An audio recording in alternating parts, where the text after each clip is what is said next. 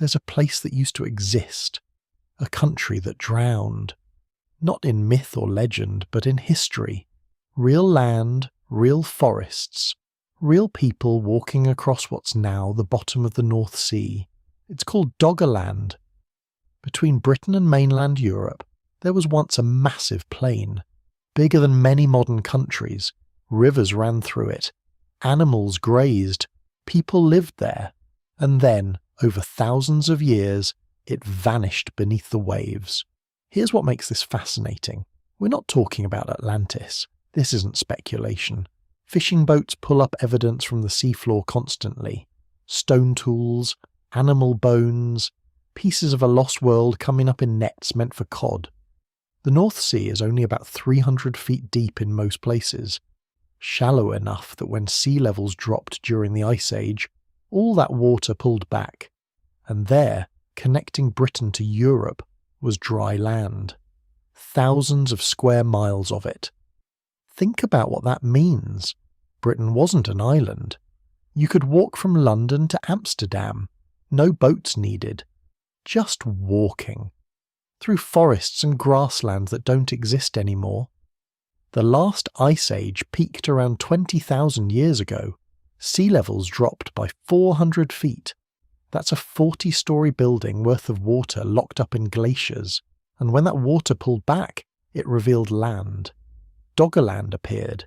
People moved in. Of course they did. This wasn't barren tundra. It was prime real estate. Rivers full of fish. Forests full of game. Coastlines perfect for gathering shellfish. Some archaeologists think it might have been the richest hunting ground in all of Europe. We know people lived there because of what fishermen find. In 1931, a trawler pulled up a barbed bone point from 25 miles off the English coast. It was a harpoon, made from deer antler, at least 10,000 years old. Someone made that. Someone used it to hunt. More keeps coming up. Mammoth bones, reindeer antlers, tools made from flint. Each piece tells the same story.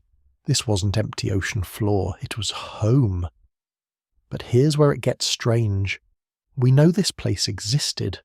We know people lived there, but we can barely see it. Everything's underwater now, covered by 300 feet of cold, murky North Sea. The evidence is down there, but getting to it is nearly impossible.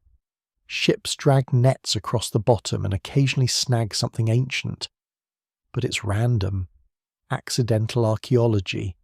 Nobody's planning what they'll find. The sea just gives up what it wants to give up.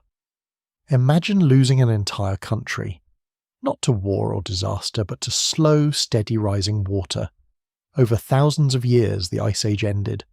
Glaciers melted, sea levels rose, and Doggerland shrank. First the low areas flooded, then the river valleys, then the hills became islands, then the islands disappeared. By about 6,500 years ago it was gone. Britain became an island, Europe pulled away, and between them, nothing but water. Somewhere down there, beneath the fishing boats and oil rigs, is a complete Stone Age landscape. Villages we'll never find. Art we'll never see. Stories that drowned before anyone wrote them down. This is the Doggerland paradox. We know it existed, but we can't reach it. It's close enough to touch, but impossible to study. A lost world hiding in plain sight. So what was Doggerland actually like? Not the myth, not the mystery, the physical place, the land itself. What did it look like when it was above water? Here's what we know. During the last ice age, when glaciers locked up massive amounts of water, sea levels dropped about 400 feet. The North Sea is shallow. Most of it sits less than 300 feet deep. Do the math. When the water pulled back, land appeared. A lot of land. The exposed area stretched from eastern England to the Netherlands. North to south, it ran from Scotland down to France. We're talking about 100,000 square miles. That's bigger than Britain, bigger than most European countries today. but it wasn't one flat plain. The seafloor has topography, hills and valleys, rivers carved through it, and when that floor was dry land, those features shaped everything. Scientists can map the bottom of the North Sea now. Sonar, seismic surveys. Oil companies have been scanning it for decades looking for drilling sites. And in that data, hidden beneath the water, you can see the ghost of Doggerland. River valleys show up clearly. Big ones. The Rhine flowed through Doggerland. So did the Thames. They weren't separate rivers emptying into different seas. They merged. They formed a massive river system that drained north through the middle of Doggerland before finally reaching the ocean. Picture that. A river bigger than any in modern Europe, flowing through a land that doesn't exist anymore. The southern part was low and marshy. Wetlands. Probably similar to the Netherlands today, which makes sense because the Netherlands is basically what's left of Doggerland's southern edge. Flat terrain, lots of water, rich in birds and fish. The northern areas were higher, rolling hills, probably forested. Oak and hazel trees based on pollen samples dredged up from the seafloor. The climate would have been similar to southern England or northern France today. Cool but not frozen. Wet but not tropical. And the coasts. This is important. Doggerland had coastlines on multiple sides. It wasn't landlocked. The North Sea still existed, just smaller. So people living in Doggerland had access to both inland resources and coastal ones. That's huge. Coastal areas are rich. Shellfish, seals, seabirds, fish runs. And just inland you'd have forests full of deer and wild boar. Doggerland wasn't just habitable, it was prime real estate.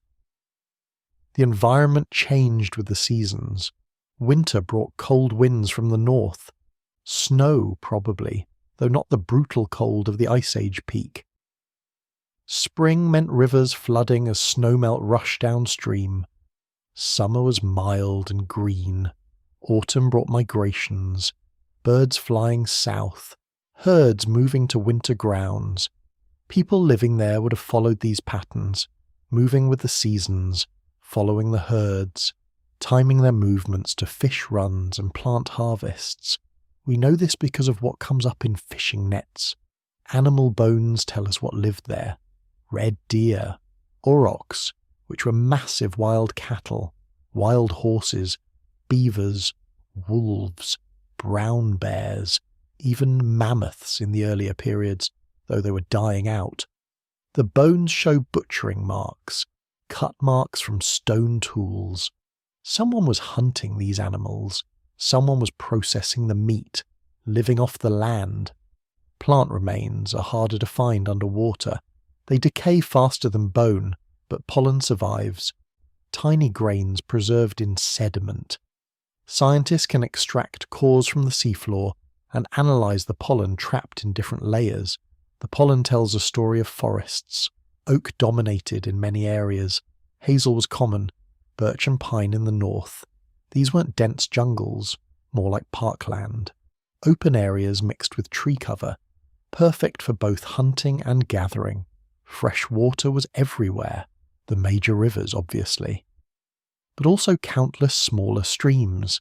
Lakes formed in low areas, springs bubbled up from underground. People living in Doggerland would never have been far from drinkable water. The coastline itself was dynamic, not a simple border between land and sea. There were estuaries where rivers met the ocean, tidal flats that flooded twice daily, salt marshes, barrier islands, lagoons.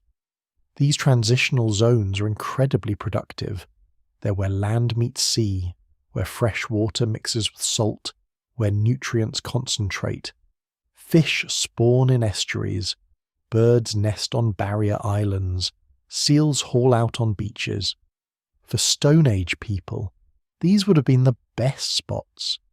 You could gather shellfish at low tide, fish in the estuaries, hunt birds in the marshes, and walk a short distance inland to hunt deer in the forests.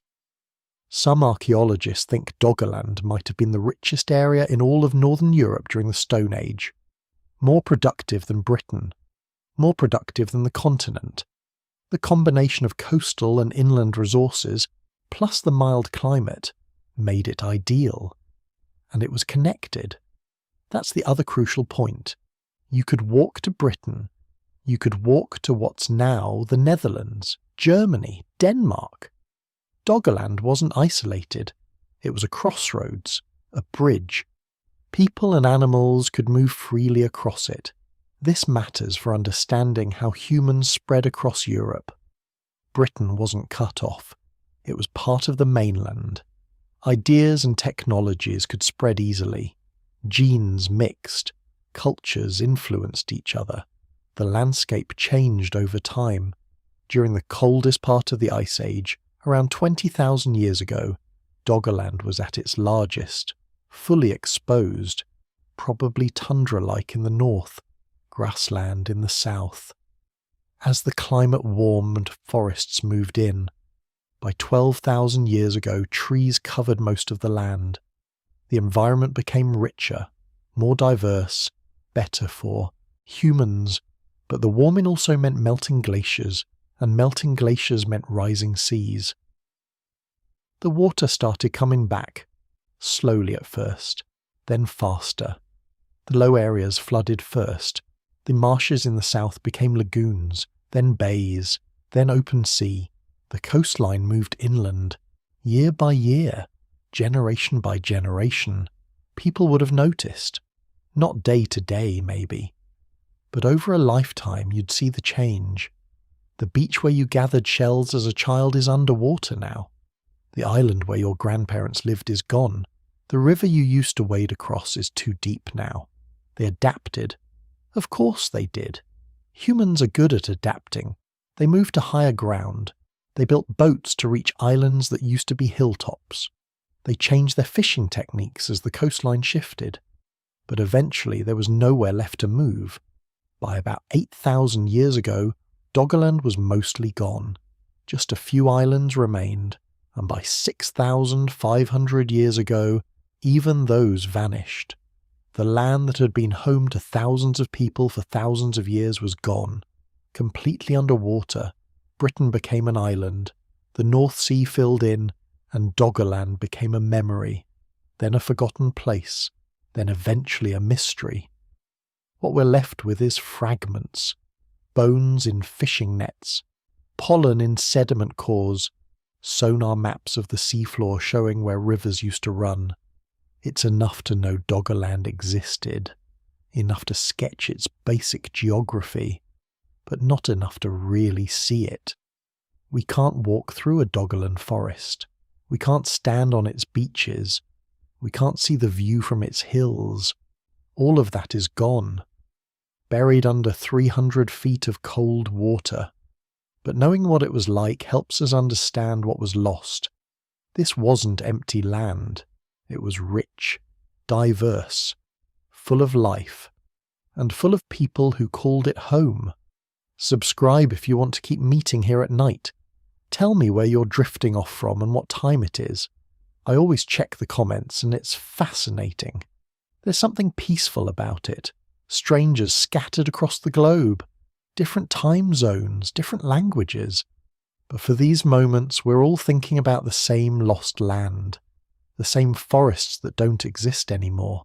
The same people who walked where fish swim now. It's oddly comforting. Like we're all sitting around the same campfire, just a really big one, spread across the entire planet. How do we actually know about Doggerland? Good question. Because here's the thing, it's underwater, has been for thousands of years. You can't just walk around and look at stuff. You can't dig. You can't excavate like normal archaeology. So how do we know anything at all? The answer comes in pieces. Literally. Pieces pulled up from the seafloor by accident. Fishing boats started this whole thing. Dutch and British trawlers dragging nets across the bottom. They'd haul up fish, but mixed in with the catch, they'd find other things. Strange things. bones that didn't belong to any modern sea creature, stones that looked worked, shaped by human hands. At first, nobody paid much attention. Fishermen would toss the weird stuff back, or keep it as a curiosity, maybe show it around the pub. But they didn't understand what they had. Then archaeologists started paying attention. In 1931, a trawler called the Calinda was fishing off the coast of Norfolk, about 25 miles out. The nets came up full of cod. But there was something else. A barbed point made from deer antler, clearly carved, clearly a tool, a harpoon maybe, or a spear point. The skipper kept it. Eventually it ended up with archaeologists. They dated it. Around 13,000 years old. That's when people realised. The seafloor wasn't just mud and sand. It was an archaeological site. A massive one. Thousands of square miles of preserved landscape sitting underwater. But studying it is hard. Really hard. Normal archaeology involves careful excavation. You dig slowly, document everything, record exactly where each artifact sits. Context matters. A stone tool next to a hearth tells you something. The same tool sitting alone tells you less. You can't do that underwater in the North Sea. The water's too murky, current's too strong, and you're not dealing with a small site. You're dealing with an entire country. So scientists got creative. They started using seismic surveys, ships dragging equipment that sends sound waves into the seafloor. The waves bounce back differently depending on what's down there. Rock bounces differently than sand. Sand bounces differently than peat. Peat is key, because peat forms in wetlands, bogs, marshes, places with fresh water and plants. When you find peat layers under the ocean, you know that area used to be land, dry land with vegetation. Scientists mapped huge areas this way. They found ancient river channels, valleys, hills, an entire landscape hidden under mud and water. In 1998, a guy named Bryony Coles published a paper. She pieced together all the data, drew maps showing what Doggerland might have looked like, where the rivers ran, where the high ground sat, where people probably lived. It was the first real picture of the place, not just fragments, an actual reconstruction. Then the oil companies got involved, not because they cared about archaeology, because they needed to drill. They were looking for oil and gas under the seafloor. Before you drill, you survey, you map everything. Those surveys created incredibly detailed images of what's down there, way more detailed than anything archaeologists could afford. The oil companies shared the data. Suddenly, scientists could see features as small as a few feet across. They found more river channels, lagoons, coastlines, even what looked like lakes. The resolution was amazing. You could trace how water once flowed, see where tributaries joined main rivers, but seismic data only tells you about geology. It shows the shape of the land, not what lived there, not who walked there. For that, you need actual artifacts, and those still come mostly from fishing nets. Over the decades, trawlers have pulled up thousands of objects: stone tools, animal bones, antlers, teeth. Each piece adds information.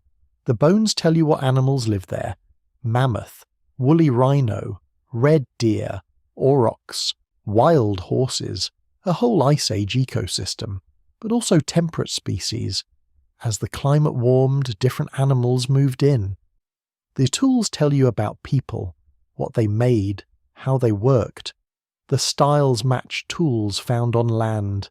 In Britain, in Holland, in Denmark.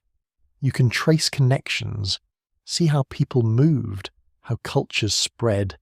Sometimes you get lucky, really lucky. In 2010, a Dutch fisherman named Jan Mulmeester found something extraordinary.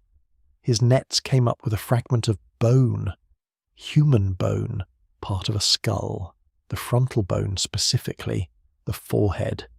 It ended up with researchers at Leiden University. They studied it carefully, radiocarbon dated it, around 10,000 years old, one of the oldest human remains ever found from Doggerland. But there was something else. The bone had a hole in it, not from disease, not from decay, a clean hole, made by something sharp, maybe a spear point, maybe an arrow. This person died violently, got hit in the head, and their body ended up in what's now the seafloor, the only confirmed human remain from Doggerland ever found. One fragment of skull, that's it, from thousands of years, from potentially thousands of people who lived there. That shows you the problem. The evidence is scattered, random. You find what fishing nets happen to catch, what happens to survive, what doesn't get destroyed by currents or buried too deep. Scientists tried something new.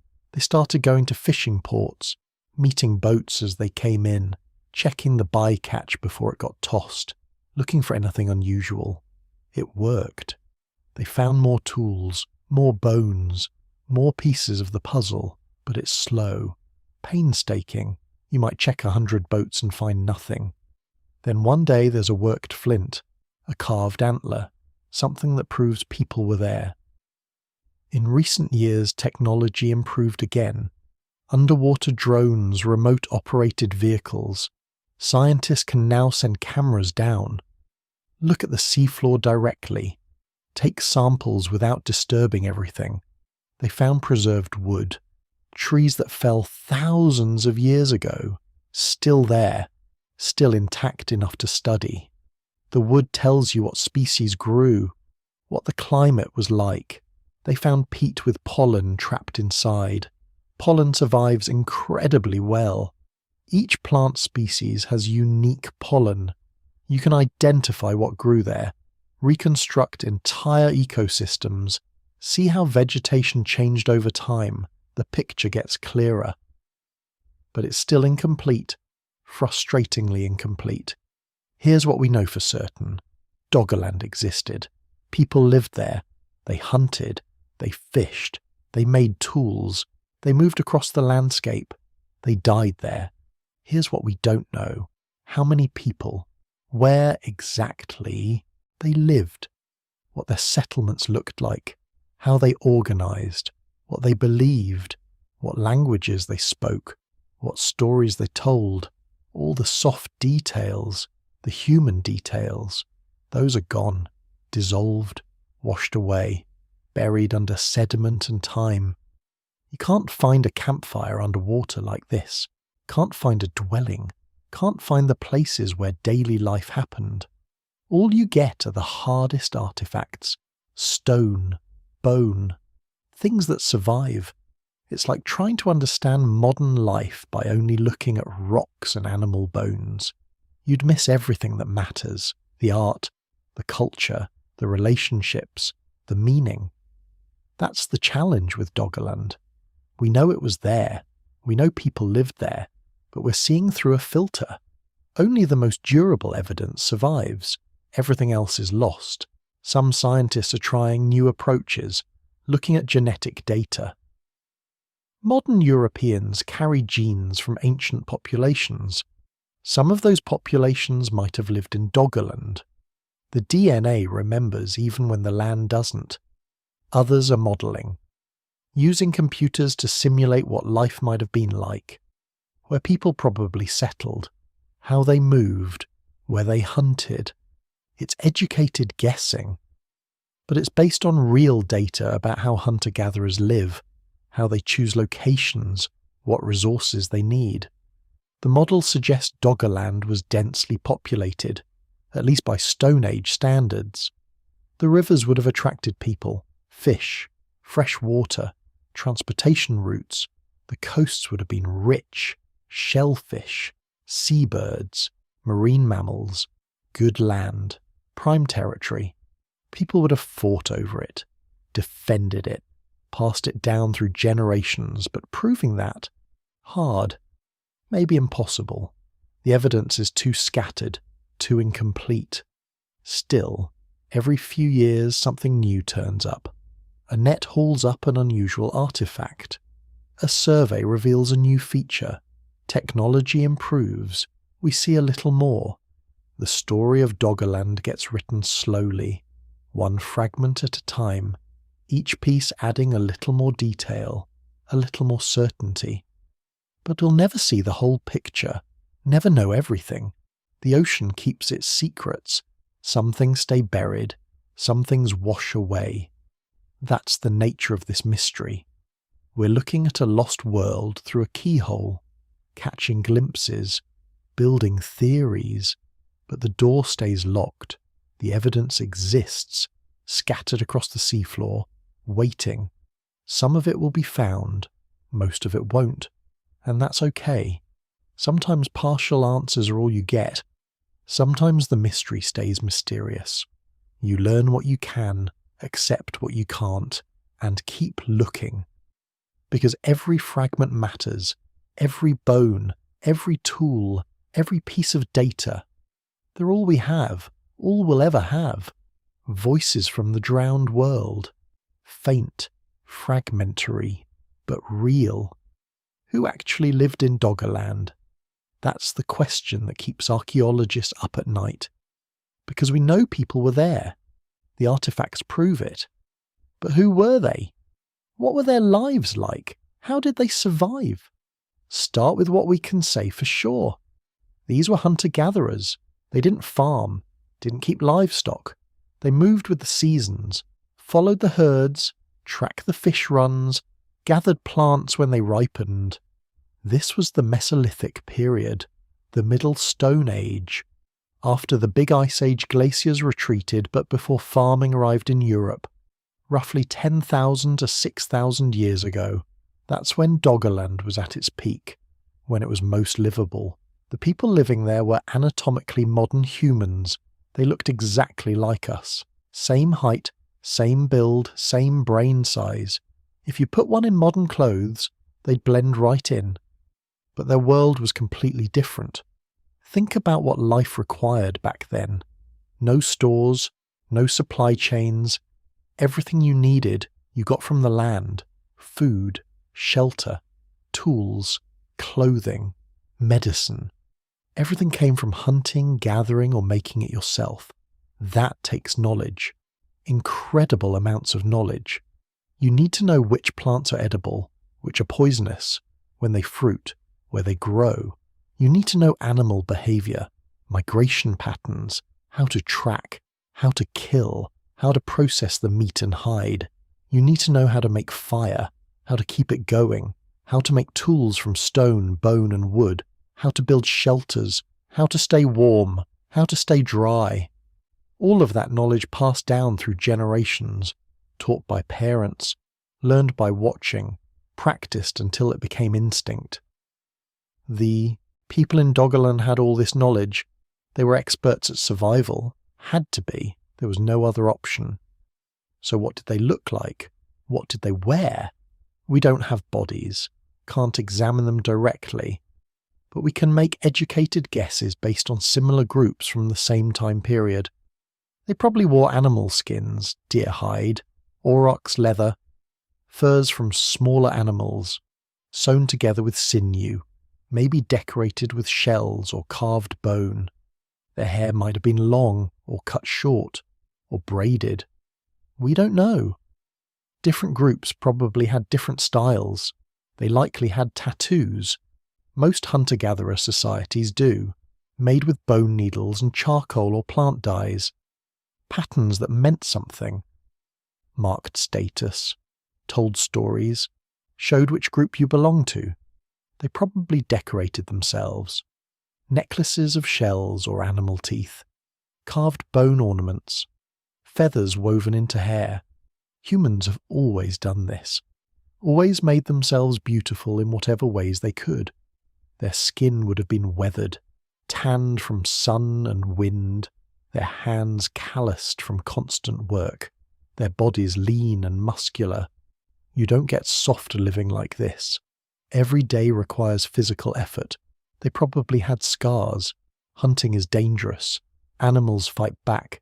Accidents happen, a slip with a stone blade, a fall, an infection, life left marks. How long did they live? Probably not as long as us, maybe 30 to 40 years on average. Some longer, some shorter. Childhood was dangerous. Infections could kill. Injuries that we'd treat easily could be fatal. But if you survived childhood, you might live to 50 or 60. That was possible, and those elders were valuable. They held knowledge, remembered things, knew where to find food in bad years, how to predict weather, which plants healed wounds. What about families? How did they organize? Most likely in small groups, maybe 20 to 50 people, extended families, multiple generations living together, grandparents, parents, children, aunts and uncles, cousins. These groups probably moved seasonally, summer in one area, winter in another, following resources. But they'd return to the same places year after year. Favourite camping spots, good hunting grounds, places where certain plants grew thick. They probably met up with other groups regularly, for trade, for marriages, to share information. Hunter-gatherers need this. Groups can't be too isolated. You need genetic diversity, need to exchange goods, need to maintain alliances. These gatherings would have been important. Social events, times to celebrate, tell stories, arrange marriages between groups, settle disputes, share news about where game was plentiful or scarce. They probably had leaders, not kings or chiefs exactly, but people others listened to, good hunters, skilled craftspeople, elders with wisdom, people who made good decisions, who others trusted. But these weren't rigid hierarchies. Hunter-gatherer societies tend to be fairly equal. Everyone contributes. Everyone has value. You can't afford to waste anyone's skills.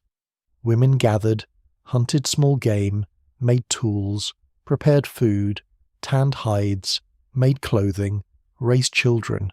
Their work was essential, probably provided most of the calories the group ate.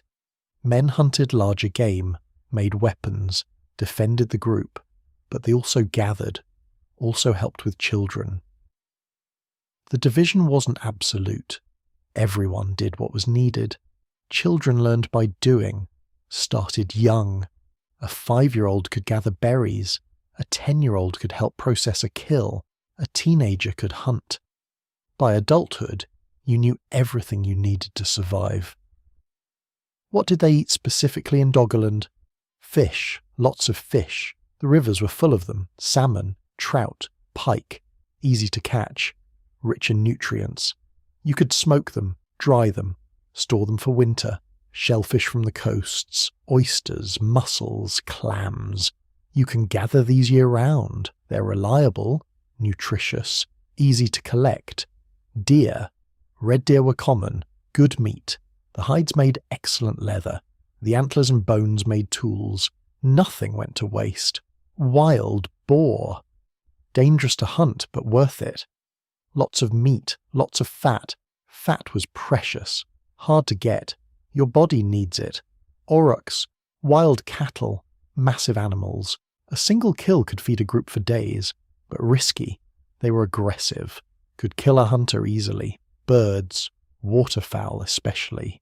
Ducks, geese, swans. They migrated through in huge flocks, easy to hunt during migration. Seasons, small game, rabbits, hares, foxes. Not much meat, but every bit helped. Plants, hazelnuts were huge. They grew everywhere, high in calories. You could store them. They'd last through winter. Archaeological sites from this period are full of hazelnut shells. Berries in summer, blackberries, raspberries, strawberries, rich in vitamins, sweet, a treat. Roots and tubers, you could dig them up. Some were edible raw, others needed cooking. They provided carbohydrates, energy, wild greens, young leaves, shoots, herbs, added variety, provided nutrients. The diet was actually pretty good. Varied, nutritious, more diverse than many modern diets. These people weren't starving, they knew how to find food. But it was work, constant work. You couldn't relax, couldn't take days off. Every day required finding food, preparing food, making sure you had enough. Winter was hardest, less to gather, harder to hunt. You relied on stored food, smoked fish, dried meat, preserved nuts. If you didn't prepare well in fall, winter could kill you. What about their beliefs, their spirituality? We can only guess. They left no writing, no clear religious structures. But they were human, and humans always have beliefs, always try to explain the world, always create meaning. They probably believed in spirits. Most hunter-gatherers do. Spirits in animals, in trees, in rivers, in the land itself, everything alive, everything connected. They probably had rituals for successful hunts, for births, for deaths, for marriages, ways to mark important moments, ways to ask for help from whatever forces they believed controlled their world. They probably told stories, myths explaining where they came from, why things were the way they were, stories passed down through generations, changing slowly over time. They probably had shamans, people who communicated with the spirit world, who healed, who performed rituals, who interpreted dreams and omens. Death would have been handled carefully, bodies probably buried, maybe with grave goods, tools, ornaments, things the person would need in whatever came next. They probably feared certain things, storms, floods, dangerous animals, the dark, things that could kill you, and they probably had ways to protect themselves, rituals, charms, prayers. What about language? What did they speak? We don't know, can't know. Language doesn't fossilize, but they definitely had complex language.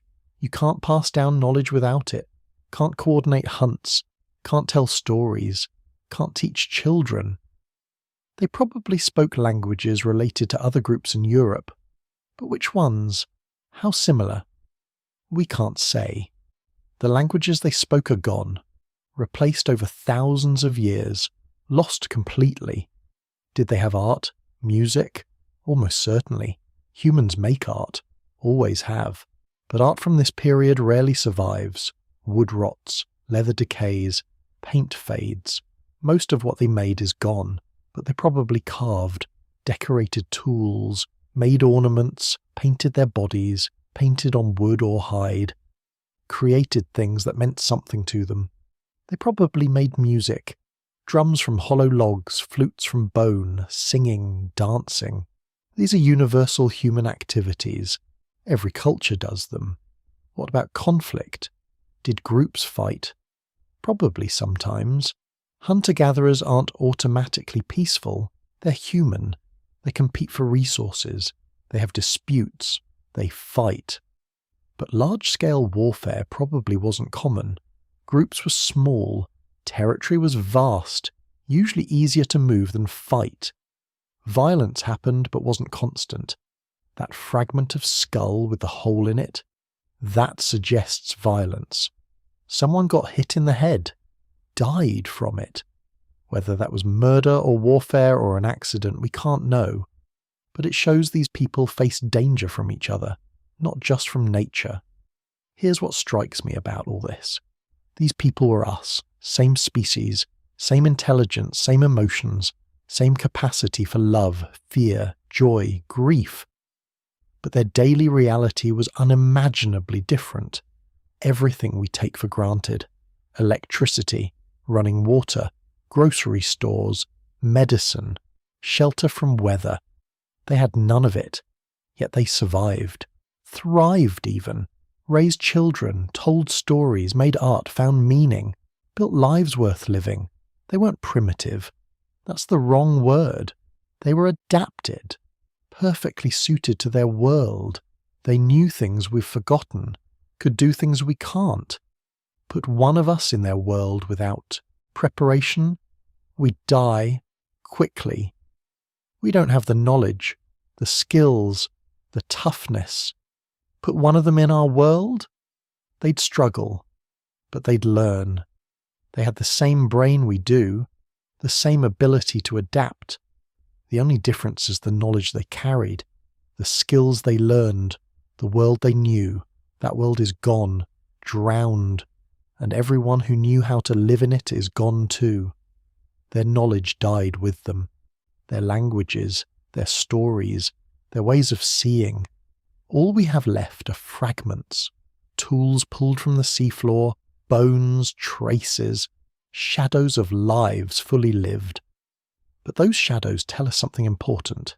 These people mattered. They existed. They survived in a world that's now lost. They were our ancestors. Their blood runs in modern Europeans. Their DNA is still here. They didn't write history, but they lived it every day for thousands of years, generation after generation, walking across land that's now underwater, living, loving, dying, leaving almost nothing behind except us. We're what they left behind. We're their legacy, the descendants of the people who walked across Doggerland, who hunted in its forests, who fished its rivers, who survived its winters. They're gone, but we're here. And that's something. That's everything, really. The water didn't come all at once. That's the first thing to understand about what happened to Doggerland. This wasn't a disaster movie. No giant wave, no single catastrophic flood that drowned everything in a day.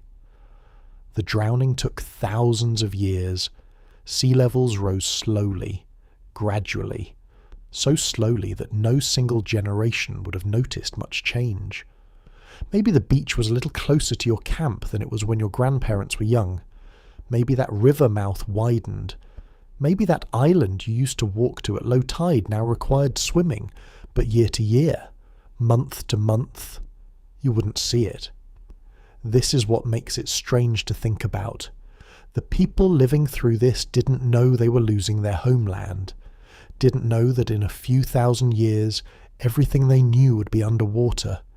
They just lived, had children.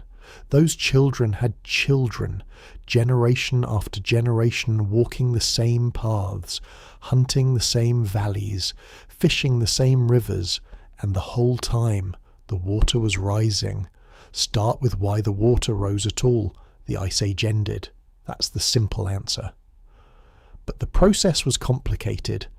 During the Ice Age, massive glaciers covered northern Europe, ice sheets miles thick. All that water came from somewhere. It came from the ocean. When temperatures dropped, water evaporated from the seas, fell as snow, accumulated as ice, year after year, century after century. The ice built up, and the ocean level dropped. That's how Doggerland appeared. The water level fell low enough that the shallow North Sea basin became dry land. But then temperatures started rising. Around 18,000 years ago, the world began warming. The ice started melting, slowly at first, then faster. Where did all that meltwater go? Back into the ocean. Sea level started climbing, not everywhere at once, not at the same rate everywhere. But overall the trend was clear. The water was coming back. Scientists can track this. They drill ice cores, look at ancient shorelines, study sediment layers. They can build a timeline of how fast the water rose. From 18,000 to 8,000 years ago, sea levels rose about 400 feet total. That's the global average. But it didn't happen at a steady rate. Some periods saw rapid rises. Other periods were slower. There were pauses, even brief reversals when temperatures dropped temporarily and the rise slowed. But the overall direction was up, always up. For Doggerland, the timeline looks like this. Around 12,000 years ago, it was at its maximum extent. Huge, dry, fully exposed. The best time to live there, the richest period.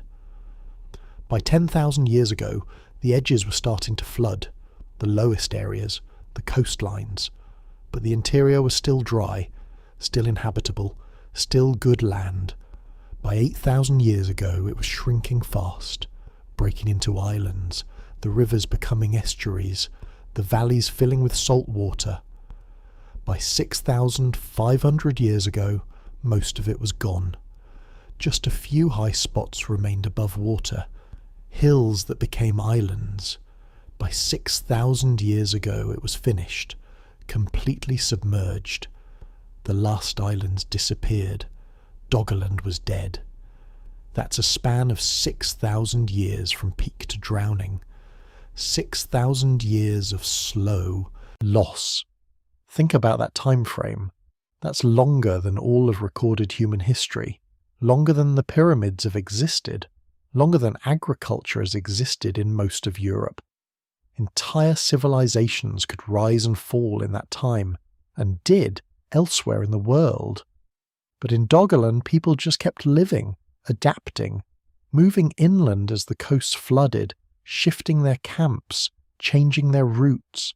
They didn't have maps, couldn't see the big picture, couldn't know that their entire homeland was disappearing. What they experienced was local, specific. That fishing spot your father used isn't there anymore. That crossing point is too deep now. That island where we used to gather eggs is smaller than it used to be. Small changes, manageable changes. You adapt, you move, you find new places, but add up those small changes over centuries, over millennia, and eventually there's nowhere left to move to. The process wasn't even. Different areas flooded at different rates. The lowest areas went first. River valleys, coastal plains, places that were barely above sea level to begin with. When the water rose even a little, these places vanished quickly. Higher ground lasted longer. Hills, ridges, the interior plateau. These areas stayed dry for thousands of years after the coast flooded. So Doggerland didn't disappear all at once. It fragmented, broke into pieces, became an archipelago, a scattering of islands where there used to be continuous land. People would have moved to these islands, concentrated there. The remaining dry land became more crowded, more valuable, more contested maybe. And then those islands started shrinking too, getting smaller. Storms would wash over them. High tides would flood more of them. Gradually they became less habitable. Eventually they weren't worth staying on. Too small, too exposed, too risky. The people left, moved to Britain, moved to mainland Europe, abandoned the islands to the sea, and then those islands went under. One by one, the last remnants of a lost world. Here's what makes this hard to visualize. The rate of sea level rise varied dramatically. During some periods the water rose less than an inch per year. At that rate you'd never notice. Your entire lifetime might see a rise of just a few feet, barely detectable, but during other periods, particularly between 8,000 and 7,000 years ago, the rate accelerated. Some estimates suggest the water rose as much as a foot per year during the fastest periods. That's different.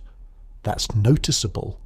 That's the beach moving inland by yards each year. That's islands disappearing in a generation. That's dramatic change. Why did the rate vary? Several reasons. Sometimes massive ice dams would break. Lakes of meltwater trapped behind glacial ice would suddenly burst through. Billions of gallons of water would flood into the ocean in weeks or months. Sea level would jump. Sometimes ice sheets would collapse. Not melt gradually, but break apart and slide into the sea. Sudden additions of water, sudden rises in sea level. These events were catastrophic locally, but even globally they only raised sea level by a few feet, maybe 10 feet in extreme cases.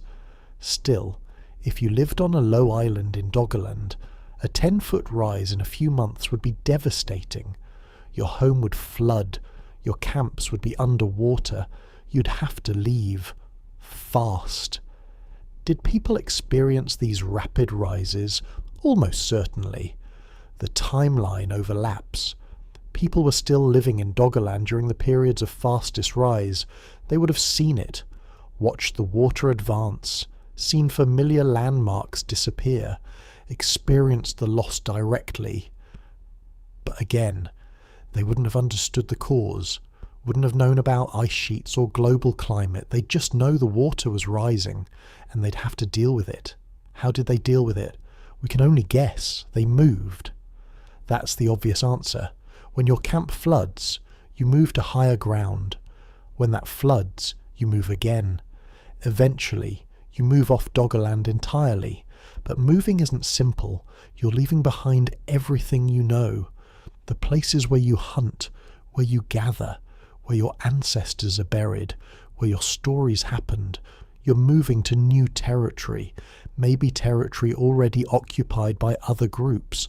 That causes problems, conflicts, competition for resources. Some groups probably moved to Britain.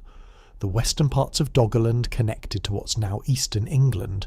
As Doggerland flooded, people would have migrated west, settled in Britain, became ancestors of the people already living there.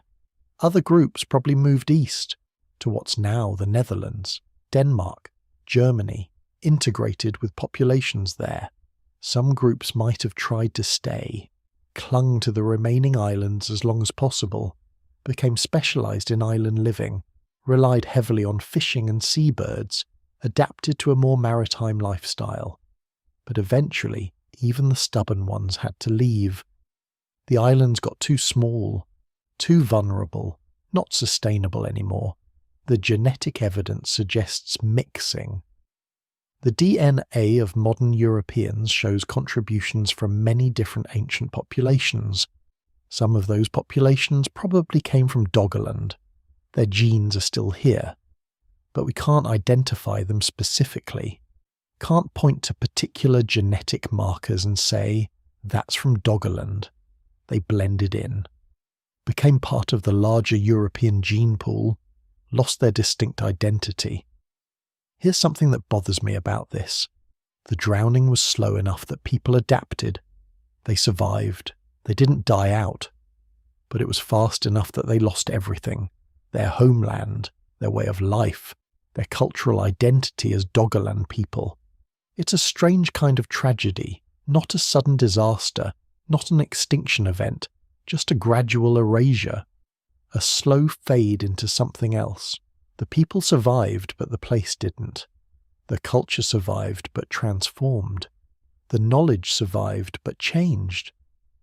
By the time Doggerland was fully underwater, the people who used to live there were scattered across Europe, living in new places, speaking new dialects, developing new cultures, forgetting maybe where they came from. Did they remember? Did they tell stories about the lost land? We don't know. We have no records, no oral traditions that clearly reference Doggerland survived into historical times.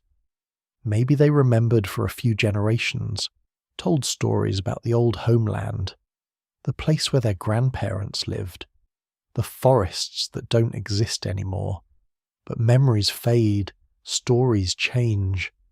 After a few centuries, maybe Doggerland became myth, a vague memory of a better place, a golden age that might never have been quite as golden as memory made it. Or maybe they forgot entirely, moved on, became fully part of their new homes, let go of the past. We do that. Humans do that. We adapt. We forget. We become part of new places and new stories. The drowning of Doggerland wasn't unique. Sea level rise affected coastlines everywhere. Islands disappeared across the world. Coastal plains flooded on every continent. Millions of people over thousands of years had to move inland, had to abandon homes, had to adapt to rising seas. It's happening now too. Sea levels are rising again. Different cause this time. Human activity instead of natural climate cycles. But the effect is the same. Islands are disappearing. Coastlines are eroding. People are moving inland. The difference is we can see it coming. We can measure it. We understand the cause. We can predict the future. The people of Doggerland couldn't do any of that. They just lived through it, dealt with it, survived it the best they could. And they did survive. Their descendants are here. We're here. That's something. But Doggerland itself? That's gone. Drowned. Lost beneath the waves. A place that existed for thousands of years. Where people lived and loved and raised families and told stories. All of it underwater now. All of it silent. All of it slowly being buried under sediment, covered over, forgotten by the earth itself. The drowning was slow, but it was complete, and it was final. Let's talk about how everything changed in a single violent moment. Because as slow as the drowning of Doggerland was, there was one event that didn't fit the pattern. One moment when the sea didn't wait. When everything happened fast. I'm talking about the Storegga slide.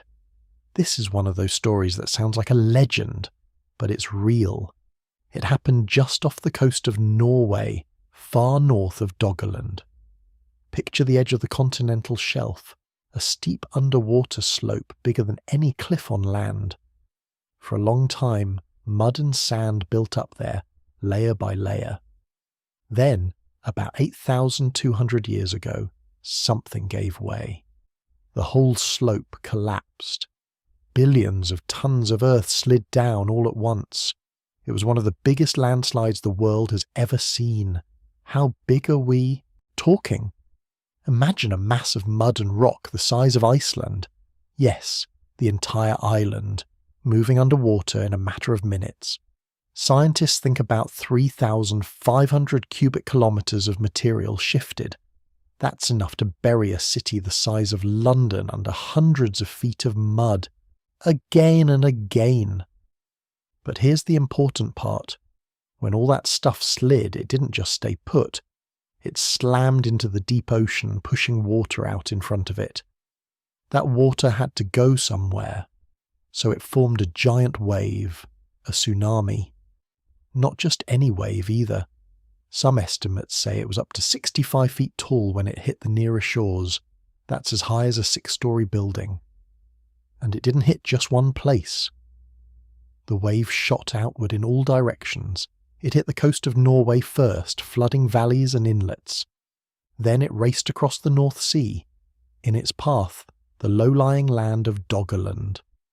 People living there would have had no warning, no idea what was coming. One moment it's a normal day. The next, a wall of water is tearing through forests, sweeping away camps, drowning everything in its path. So how do we know this happened? The evidence is buried, but it's there. In places like Scotland and Denmark, scientists have found a strange layer in the soil. It's a thin band of sand and seashells, far above the normal high tide line. Sometimes it's mixed with peat from ancient forests. Sometimes it's full of tiny marine creatures that only live far out to sea. This layer is always about the same age, 8,200 years old. It sits right on top of ancient land surfaces like a scar left by disaster. Archaeologists call it the tsunami layer. It's proof that something huge and sudden swept over the land. In some places, this layer is a few inches thick. In others, it's more than a foot deep. It stretches for hundreds of miles, from the Outer Hebrides in Scotland to the west coast of Norway and into Denmark. Even in parts of what's now eastern England, you can find hints of it. That's how far the wave travelled. What about Doggerland itself?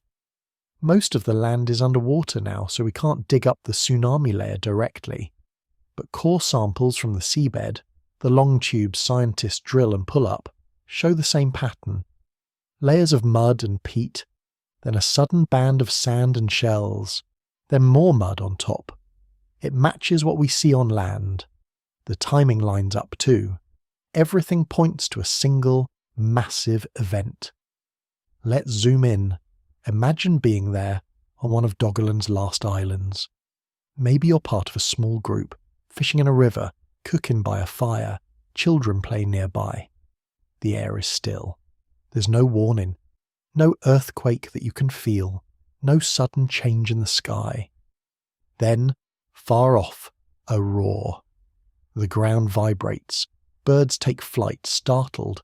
The water in the river starts to pull back, draining away, exposing mud and stranded fish.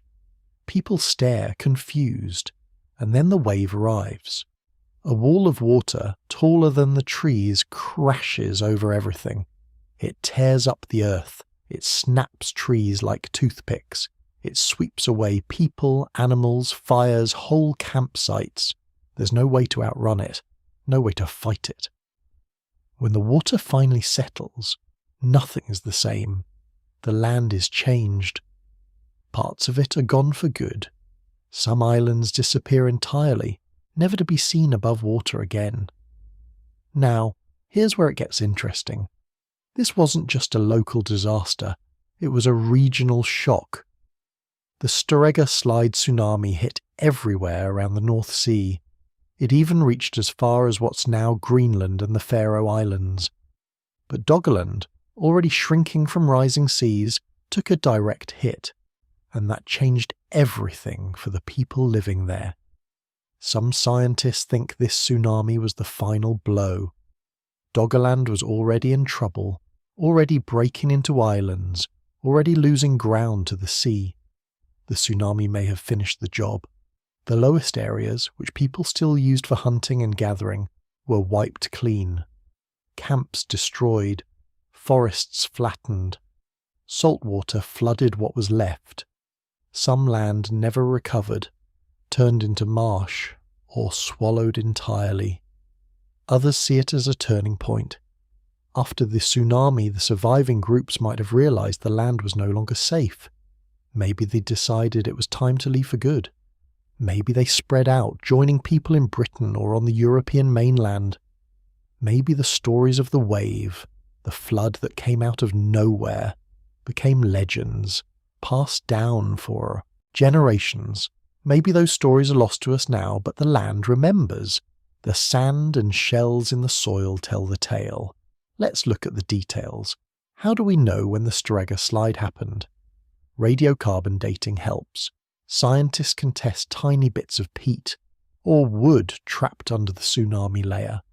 The results always come back to the same window, about 8,200 years ago. That matches the timing of the final breakup of Doggerland. It's not a coincidence. The disaster and the disappearance line up almost exactly. What about the size of the wave? That's harder to pin down, but the evidence is solid. In some Scottish valleys, the tsunami reached almost 20 miles inland. It left behind sand and shells in places that are now farmland, far from the modern coast. In Denmark, the wave toppled forests, leaving behind piles of broken trees covered in sea mud. Even in Norway, where the slide started, the wave climbed high up the cliffs and flooded river mouths for miles upstream. People were there to see it. Archaeologists have found tools and campfire remains buried under the tsunami sand. In some places there are footprints, human and animal, frozen in the mud just below the disaster layer. It's a snapshot of life interrupted, frozen in time by a single unstoppable force. It's easy to think of ancient people as helpless, but they were survivors. Some must have escaped to higher ground. Maybe they saw the river pull back and ran. Maybe they climbed trees or found shelter on a hill. But many didn't make it. The wave was too fast, too big, too unexpected. After the water receded, the survivors faced a destroyed landscape. Saltwater kills most plants. Freshwater ponds turned brackish, undrinkable. Animals that survived were scattered or drowned. Camps were gone. Food stores ruined. It would have felt like the world itself had turned against them. Here's something to remember. The Storegga slide wasn't the only giant landslide in history, but it's one of the best documented because of how clear the evidence is. Modern scientists have mapped the underwater scar it left. Using sonar, they can see where the mud slid, how deep the trench is, how far the debris travelled. It's a wound on the seafloor, still visible after all these years. So what caused the slide? That's still debated, but there are good theories. One idea is that as the last traces of glacial ice melted, they left behind layers of unstable mud on the slope. Maybe an earthquake shook things loose. Maybe gas bubbles built up in the mud and finally popped. Whatever the trigger, once the slide started, nothing could stop it. It's a reminder that the world isn't as stable as it looks. Even today, huge underwater landslides happen around the world. Most don't cause tsunamis this big, but the risk is always there. The Strega slide is a warning from the past. Now, let's pull back and look at the big picture. The tsunami didn't just change the land, it changed the people too. For the groups living in Doggerland, life would never be the same. The places they knew, the forests, rivers, hunting grounds, were erased or drowned. The survivors had to move, whether they wanted to or not. They joined new communities, they learned new places. Their old way of life was gone. Some archaeologists think this disaster helped push people toward new ideas. When your home is destroyed, you have to adapt. You invent new tools. You try new foods. Maybe you become more open to meeting strangers, trading, or learning from others. Change is forced on you, and you either keep up or get left behind. There's another twist. At the same time as the Strega tsunami, the climate shifted. Around 8,200 years ago, the world went through a sudden cold snap. Temperatures dropped for a few centuries. Crops failed in places where people had just started to experiment with farming. Rain patterns shifted. Lakes dried up or flooded. It was a time of chaos, not just in Doggerland, but all across Europe and beyond. It's possible the tsunami and the climate shock together pushed people to spread out faster, searching for safer land and better resources. In Britain, archaeologists see new styles of stone tools appear right after this period. In parts of Europe, people started settling down, building permanent camps and trying out agriculture. Maybe the disasters were part of what pushed them to try something new. All this from a single landslide deep under the sea. Let's focus for a moment on the science. How do we really know the tsunami came from the Strega slide and not from some other cause? The answer comes from matching up layers in the earth. Scientists look for the same fingerprint of sand, shells and marine microfossils in sites all around the North Sea. They also use computer models, feeding in the size and shape of the landslide and letting the simulation show where the water would go. The models match the evidence on land. The wave lines up with the slide, both in timing and in size. Even the shape of the modern coastlines carries scars from that day. Some river mouths are wider than they should be. Some bays are deeper. Some beaches are made of sand that shouldn't be there, washed in by that one giant surge. If you look at a map of the North Sea today, you can trace the old rivers and valleys of Doggerland as they disappear underwater. Some of those valleys were probably carved out even deeper by the rush of the tsunami. It wasn't just the sea level rising, it was the sea smashing into the land, reshaping everything in a matter of hours. For a long time, nobody knew any of this. The story was buried, both literally and in memory. Fishermen found the bones and tools. Scientists stared at odd layers in the peat bogs. But nobody put it all together until the last few decades, when sonar mapping and radiocarbon dating gave us the full picture. Now we can see the fingerprints of disaster, written in mud and sand and shells. Here's a detail I find strange. The tsunami didn't just kill or displace people, it also shaped the future of the land itself. Some areas that were just barely above sea level got washed out and never dried again. Salt water flooded in, killing forests, making marshes, turning good land into mud flats. The final bits of Doggerland, already shrinking, were finished off. In a sense, the Strega slide didn't just end a landscape, it ended a story. a whole chapter of human life. But there's something beautiful about how the evidence survived. Every time a fishing net hauls up an ancient antler tool, or a scientist finds that strange sandy layer in a peat bog, it's like the past reaching out to tap us on the shoulder, reminding us that what seems permanent, land, culture, life, can disappear in an afternoon. We often think of history as slow. Sometimes it is. But sometimes everything changes in a single day. The Storegga slide is proof of that. It's a reminder that even in the ancient world, nature could still surprise everyone. So when you picture the end of Doggerland, don't just imagine the slow, creeping sea. Picture the day the waves came all at once. Picture the roar, the rush, the trees snapping and fires snuffed out. Picture the survivors, standing on some muddy hill, watching the water cover the place their family lived for generations, knowing they could never go back, that the land was lost forever. It's haunting. But it's also a story of survival. People moved on. They built new lives in new places. The world changed, but life kept going, and the ocean kept its secrets, holding the story of Doggerland and the Storegga slide beneath the waves. Only now, thousands of years later, are we finally able to see the whole picture, to piece together the day when everything changed in a single, unstoppable moment.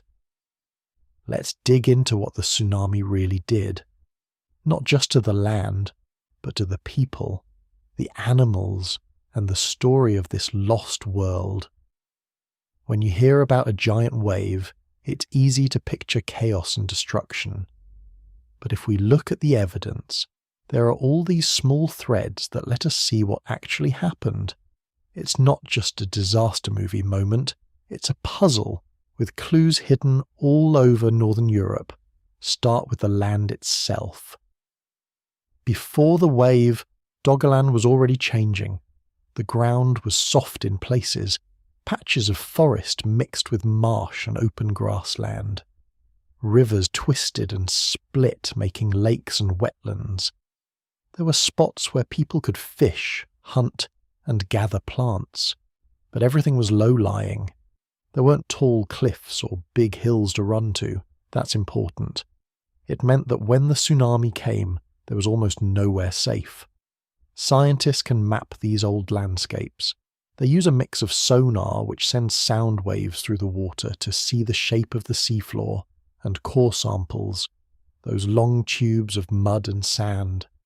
Together these tools show where old rivers flowed, where forests grew, where people camped. In some places you can see old tree stumps still standing, now buried under layers of sand. Sometimes there are even animal bones mixed in. It's like a frozen picture of life before the flood. Now picture what the wave did. It didn't just wash over the land and leave, it ripped up the earth. Trees were pulled out by the roots, topsoil was torn away. In places where the ground was peat, a kind of squishy soil made from dead plants, the wave scooped it up and carried it miles away. You can find bits of this ancient peat, full of plant remains, stuck in sand layers far from where it grew. Some of this peat ended up on beaches in Scotland and Denmark, or even mixed deep under the sea. There are also animal bones scattered in these tsunami layers. Some are from wild cattle, called aurochs. Others are from deer, elk, and horses. There are even bones of animals that don't live in Northern Europe anymore, like wild boar and beavers. The tsunami didn't just drown people, it wiped out herds, scattered bones, and mixed everything together in a messy layer that's still there for scientists to find. Let's talk about one of the strangest finds, footprints. In a few places, right below the tsunami sand, you can find footprints pressed into old mud. Some are human, some are animal. They're frozen in time, like a snapshot just before disaster. In one spot in eastern England, there's a whole stretch of ancient mud with dozens of prints. Adults, children, and animals all walking together. Then, right above, the layer of tsunami sand. It's like the past was suddenly covered up, sealed and forgotten until someone dug it up again. Archaeologists have also found tools and campfire remains under the tsunami layer. These aren't fancy things. We're talking about simple stone blades, bits of bone sharpened into points, and piles of fire-cracked rocks. The people who lived here didn't have pottery or metal. They cooked over open fires, made shelters from wood, and used whatever they could find. But everything stopped when the wave came. The tools and fires were buried and never used again. It's a sharp break in the record. Now, let's look at the plants. When salt water floods a place, it kills most land plants. Forests don't recover. Grasslands turn to marsh or open water. Scientists can see this in layers of pollen and seeds buried in the mud. Before the tsunami, there's pollen from oak, hazel and pine, trees that made up the forests. Right after, those trees vanish from the record. Instead, there's more pollen from reeds, rushes and other plants that like wet, salty ground. The forest is gone, marsh takes over, animals change too. When the land was covered by salty water, many of the animals that people hunted disappeared. Herds of deer and wild cattle either drowned or moved to drier ground. Freshwater fish and shellfish died out in ponds and rivers that got flooded by the sea. Even birds shifted. Before the tsunami, you see bones of ducks, geese and swans, birds that like lakes and rivers. After, there are more seagulls and shorebirds. The whole food web changed in a blink. So what about the people? Here's where it gets interesting. Before the tsunami, there were lots of signs of people living all over Doggerland. Tools, fire sites, even the remains of small wooden structures. After the tsunami, those signs drop off sharply. The places where people used to live are empty. Archaeologists call this a cultural break. It's the moment when one way of life stops and something totally new begins. One thing that stands out is the disappearance of certain tools. Before the disaster, people used a lot of microliths, tiny stone blades set into wooden handles to make spears, arrows or knives. These are common in Doggerland sites. After the tsunami, these tools are much rarer in the region. It looks like the people who survived either moved away or changed how they lived. Maybe they joined new groups and learned new ways to hunt or make things. There's also a gap in the record. In some places there are signs that people just didn't come back. The land was too wet, too salty, or simply gone. Camps that had been used for generations were abandoned. The survivors had to find new places to live, maybe on the higher ground of Britain or mainland Europe. It's a kind of forced migration, driven by disaster. And then, something new appears in the record. Not long after the tsunami, archaeologists start to find different kinds of tools and shelters. In Britain, for example, there's evidence of more permanent camps. People start building bigger shelters, storing food, and making new types of tools.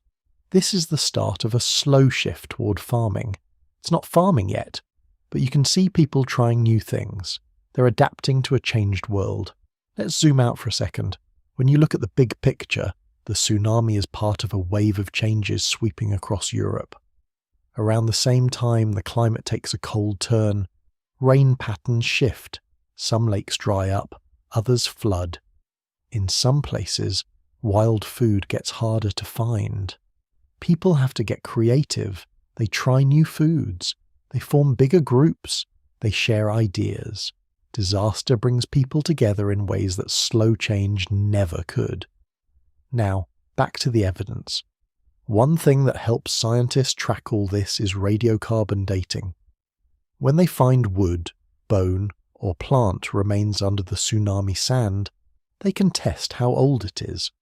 The dates always cluster around the same time, about 8,200 years ago. It's a sharp line in the history of the region. Before that, signs of life everywhere. After, a sudden drop. There's also evidence from DNA. In the last few years, scientists have been able to pull ancient DNA from bones found in old camps or even from sediments. By comparing this DNA to later populations in Britain and Europe, they can track movement. There are hints that some of the people who survived the tsunami ended up in Britain, bringing their traditions and even their dogs with them. Others may have moved east or south, mixing with groups already living there. Another clue comes from the sea itself. Fishermen sometimes pull up huge tree trunks from the bottom. Some are so big and old that they must have come from ancient forests that once covered Doggerland. These trees are not just dead wood, they're proof of a lost landscape. Sometimes the wood is so well preserved that you can still see the marks left by stone axes, or even where someone tried to split a log for firewood. It's a direct connection to the people who lived here, now lost to the sea. There are even stories, much later from medieval times, about black wood washing up on English and Dutch beaches. People thought it was magical or cursed. In reality, it was just ancient trees, buried for thousands of years, then freed by storms or tides. Even now, every big storm brings up pieces of that lost world. Let's talk about what the tsunami did to rivers and lakes. In some places, the wave was so strong it carved new channels or widened old ones. Rivers that had flowed gently for centuries were suddenly deep and fast. Lakes were filled with mud or connected to the sea by new inlets. Some spots went from fresh water to salty almost overnight. That would have confused animals and people alike. Fish that needed fresh water couldn't survive. Plants died. The whole landscape was different in just a few hours. There's one more layer to this story: legends and memory. We don't have written records from the people of Doggerland, but later cultures all around Europe have stories of great floods, myths about land swallowed by water, or islands that vanished. Maybe these are echoes of real events passed down for generations. It's hard to prove, but it's a pattern you see in many places. Sometimes stories hold a grain of truth hidden under layers of imagination. Now, here's something that doesn't get talked about much: the way disasters like this change how people think. Imagine you're part of a small group, and the world you knew is suddenly gone. You have to find new food, new shelter, new friends. You can't just do what your parents did. You have to take risks, trust strangers, learn from others. Sometimes, the biggest changes in history come from these moments of crisis. There's also a kind of resilience here. The people who lived through the tsunami didn't just give up. They didn't disappear. They found new ways to survive. They moved, learned new skills, and taught their children how to face a world that could change without warning. In a way, we're all the children of survivors like that. It's a reminder that even when everything seems lost, life finds a way to keep going. Let's look at one last piece of evidence: shells. In the tsunami layers, there are shells from deep-sea creatures that don't usually wash up on shore. These shells are mixed with sand and mud, sometimes miles inland from the modern coast. Their presence is a fingerprint of the wave's power. It shows just how far the water travelled and how strong it was. These shells are tiny, but they tell a huge story. If you walk the beaches in England or Denmark today, you can sometimes find these ancient shells poking out of the mud after a storm. Most people don't notice. They look like any other shell.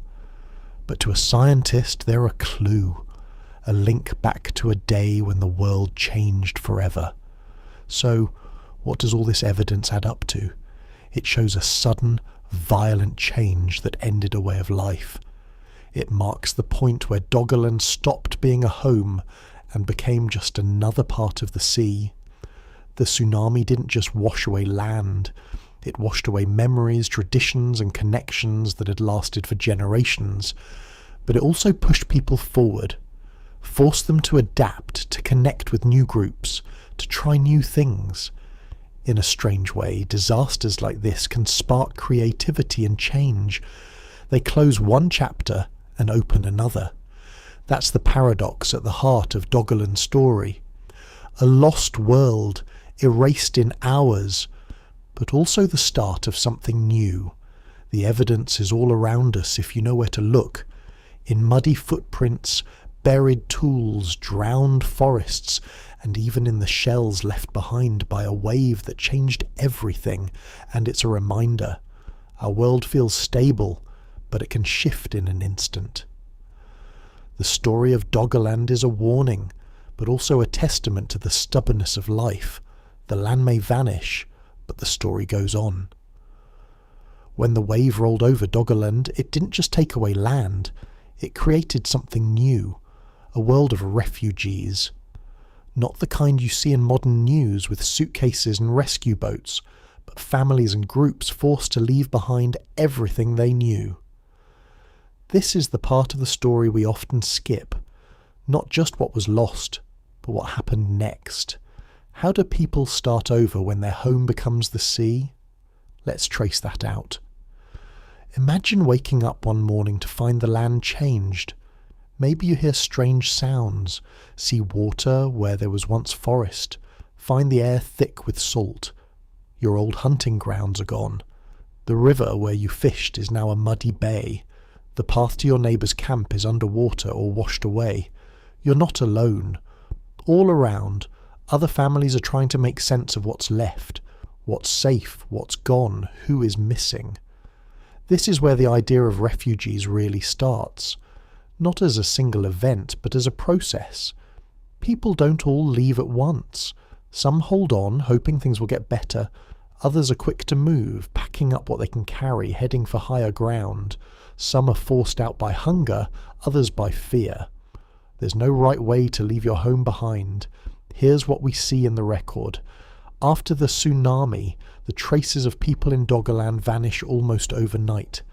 Not just a few camps, but whole networks disappear. The tools, the fire pits, the footprints, all gone from that landscape. But if you look to the edges, to places that were once just the border of Doggerland, new signs appear. More camps in eastern England, more tools in the Netherlands. It's like the population shifted sideways, squeezed out by the rising water, and it's not just the land that's changed. People arriving in new places find that things are different.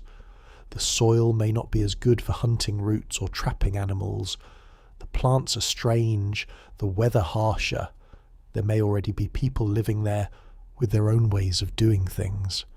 Now, you have to figure out how to fit in or how to stand out. Let's talk about what it means to be a refugee in a world like this. It's not just about moving, it's about losing your past. Doggerland wasn't just a place to sleep and eat. It was full of memories, stories and traditions. When you leave, you can't carry those things with you. The land held your history, where your grandparents hunted, where your family told stories around the fire, where children learned to swim or fish. All that is underwater now. There's a kind of grief that comes with this, a sense that something important has ended. But survival means you can't just mourn. You have to act. You join with others, or you go searching for relatives. Maybe you try to find a safe place to start again. The people who make it aren't always the strongest or the fastest. Sometimes it's those who can adapt, who can trust new friends, who can learn quickly. Now think about what happens when these groups arrive in new places. It's not always a happy welcome. Sometimes people already living there see the newcomers as outsiders, even rivals. Food might be scarce.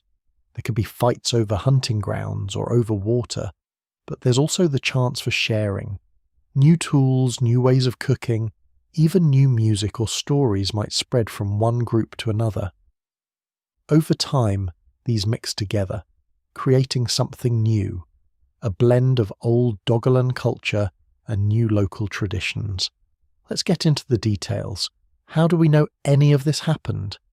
After all, there are no written records. Here's how archaeologists piece it together. In places like Britain and Denmark, there's a sudden jump in the number of camps and tools right after the tsunami. New styles of stone blades appear that weren't there before. Camps get bigger, with more signs of families living together. In some sites, you see evidence of different styles of tool making side by side, like two groups living together sharing ideas. Sometimes you even find traces of old Doggerland forests buried under new camps. Imagine building a fire on what used to be the floor of an ancient oak forest, now covered by sand and new soil. It's a strange overlap. The new world built right on top of the old one. In a way, the refugees brought Doggerland with them, even as the land itself disappeared. One of the clearest signs of this mixing comes from the tools. Before the tsunami, Doggerland people used a certain kind of stone blade, long, thin, often set into wood to make spears or knives. After the wave, those blades show up in places they hadn't been before. You can trace the movement of people by following these tools. It's like a breadcrumb trail left in stone. But it's not just about things, it's about people too. Recently, scientists have been able to pull bits of ancient DNA from bones found in old campsites. By comparing these to later populations, they can see connections. Some families who left Doggerland ended up in Britain, their genes mixing with local people. Others moved east toward what's now Germany or Denmark. It wasn't one big migration. It was scattered, messy, and sometimes slow. The movement of people changed the land itself too. New groups meant new hunting patterns. Places that had been quiet suddenly saw more traffic, more fires, more hunting, more camps. Over time, this shaped the environment. Forests were cleared for firewood. Rivers were fished more heavily. Animals had to adapt as well, moving to quieter areas or becoming harder to find. There's another side to all this. When people move, they don't just bring skills and genes, they bring stories. Myths about lost lands, floods, and survival start to show up in places far from Doggerland. Some of these stories last for generations, growing and changing with each telling. Even today there are old legends in northern Europe about land lost to the sea, sometimes told as warnings, sometimes as tales of hope or adventure. Now, let's look at daily life for these refugees. It's easy to imagine constant struggle, but life goes on. People find new places to camp. They fish new rivers, hunt new animals, gather new plants. Children grow up hearing stories about the old land, but their world is here and now. Over time, the pain of loss fades. New memories fill the gap. In some places, these newcomers bring about big changes. In Britain, for example, there's evidence that groups began building more permanent shelters not long after the tsunami. Instead of moving all the time, they stayed put for longer stretches. This may have been because the land was more crowded, or because new foods were available. It's the start of a slow shift towards settling down, even before true farming arrives. There's also evidence of new ways of working together. Camps become bigger, with more signs of cooperation, shared fires, bigger cooking pits, larger piles of animal bones. Maybe it was safer to stick together in a new world. Maybe it made finding food easier. Or maybe, after losing so much, people just needed more connection. All these changes didn't happen at the same speed everywhere. In some places, life went back to normal quickly. In others, the disruption lasted for generations. It depended on how much land was lost, how many people moved in, and how friendly or hostile the locals were. Here's something else to think about. When people move suddenly, they sometimes leave things behind. In the mud and sand of what used to be Doggerland, you can find tools, toys, even jewellery that were dropped or left in haste. Some of these objects have been picked up by trawlers or washed up on beaches. They're a reminder of lives interrupted, someone's favourite tool, a child's plaything lost in the rush to escape. But the story doesn't end there. Over time, these lost items become treasures for new generations. A stone blade from Doggerland might be used by someone hundreds of miles away, or traded further still. The objects become part of new stories, new lives. Let's step back for a moment. This whole process of disaster, movement, mixing, and change isn't unique to Doggerland. It's happened many times in history. Sometimes it's a flood, sometimes a fire, a drought, or war. But the result is often the same. People are forced to start over. They bring what they can, lose what they must, and build something new from the pieces. There's a lesson in that. Change isn't just about loss, it's also about creation. The refugees of Doggerland didn't just disappear, they became the ancestors of people living in Britain, Denmark, and beyond. Their stories, skills, and even their DNA live on. Some scientists find this hopeful. It shows how humans can adapt, even when faced with disaster. When the land vanishes, the people remain, changed, but still connected to the past. It's not the end of the story, just the start of a new chapter. Let's consider how these changes echo through time. The movement of Doggerland's people didn't just shape one region. It sent ripples across Europe. New ideas, tools, and ways of living spread outward, carried by people searching for a new home. Some of the earliest signs of settled life in Britain, for example, appear right after the tsunami. Coincidence? Maybe not. This mixing also helped prepare the ground for later changes, like the arrival of farming. When new ideas showed up, the people living there were already used to learning from outsiders, trying new things and adapting to change. In a way, the trauma of losing Doggerland made them more open to innovation later on. Now, let's talk about something we can't see in the dirt or the bones: memory. How do people remember a lost world? Without writing, memories live in stories, songs, and rituals. Parents tell children about the land that was. Maybe they visit the edge of the water, pointing to the horizon and saying, "That's where our people came from." Over generations, these memories blur. The land becomes a legend, then a myth. But the connection remains. Sometimes the memory of Doggerland shows up in surprising places.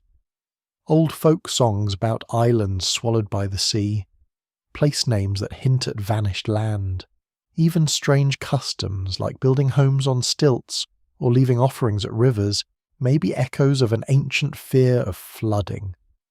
It's not all sadness. There's something beautiful about the way life continues, even when the world changes. The children of refugees grow up in a new land, speaking new words, learning new skills. They become the bridge between old and new, carrying bits of both worlds inside them. Let's not forget the animals. When people moved, their dogs went with them. Bones from ancient camps show that the Doggerland refugees brought their animals along. Companions, helpers, maybe even symbols of their lost home. These dogs mixed with local breeds, just like the people did. Over time, the animals changed too, becoming part of the new world. Even today, some breeds in Britain and Northern Europe carry DNA from these early dogs.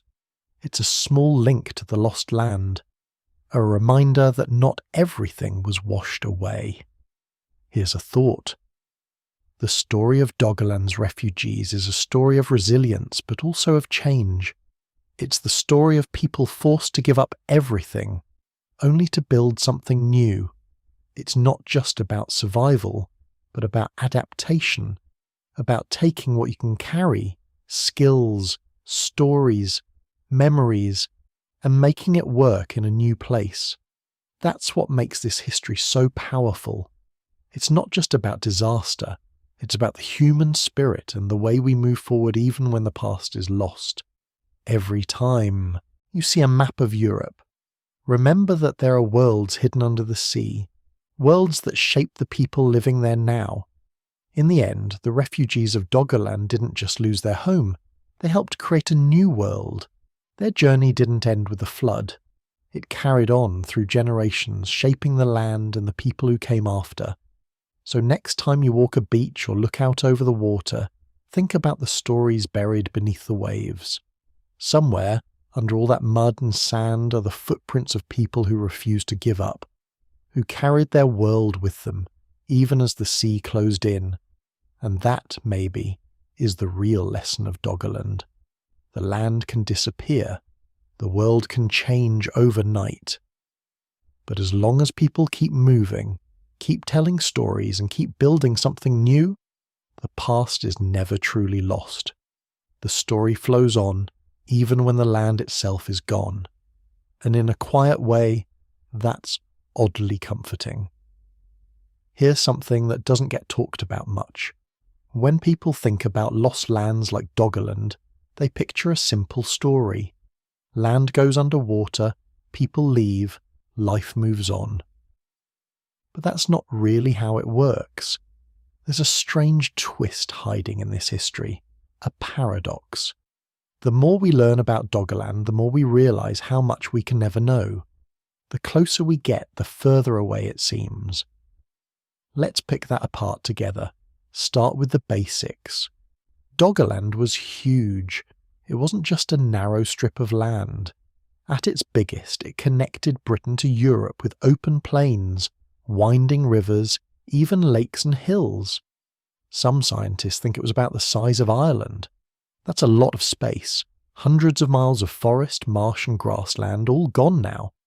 But here's the first strange thing. For a land so big, we know so little. Think about this.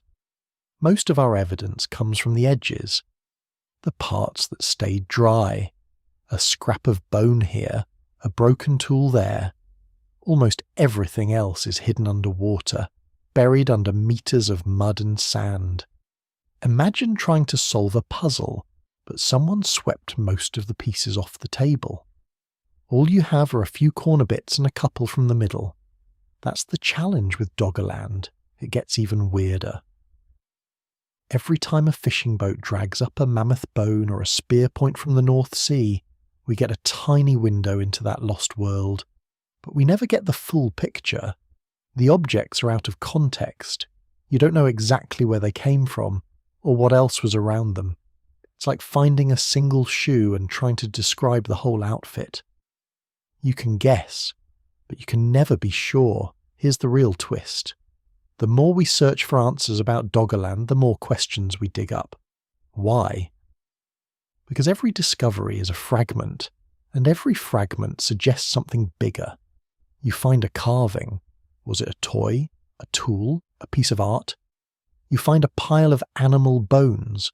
Was it a feast, an accident, or just a wolf's leftovers? You can never be totally certain. And this brings us to the paradox at the heart of Doggerland. We know it existed. We know people lived there. But the land that could tell us their stories is gone. Not just gone. Erased, drowned, buried.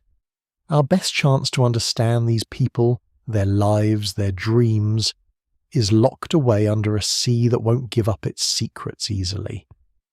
Let's look at this another way. Imagine you're an archaeologist.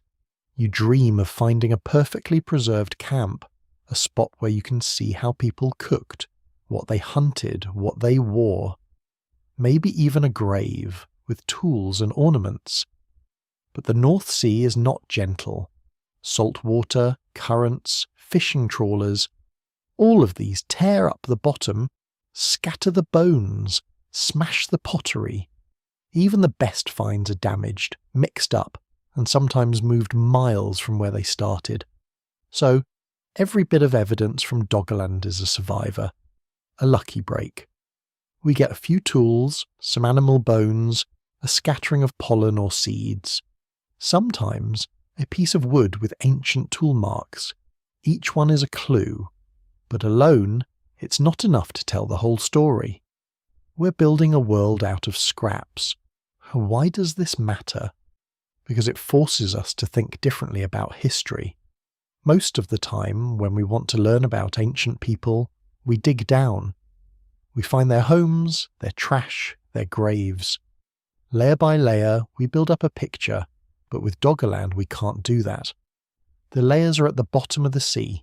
The land itself is gone. This is where the paradox really bites. The lost world is right there, just out of reach.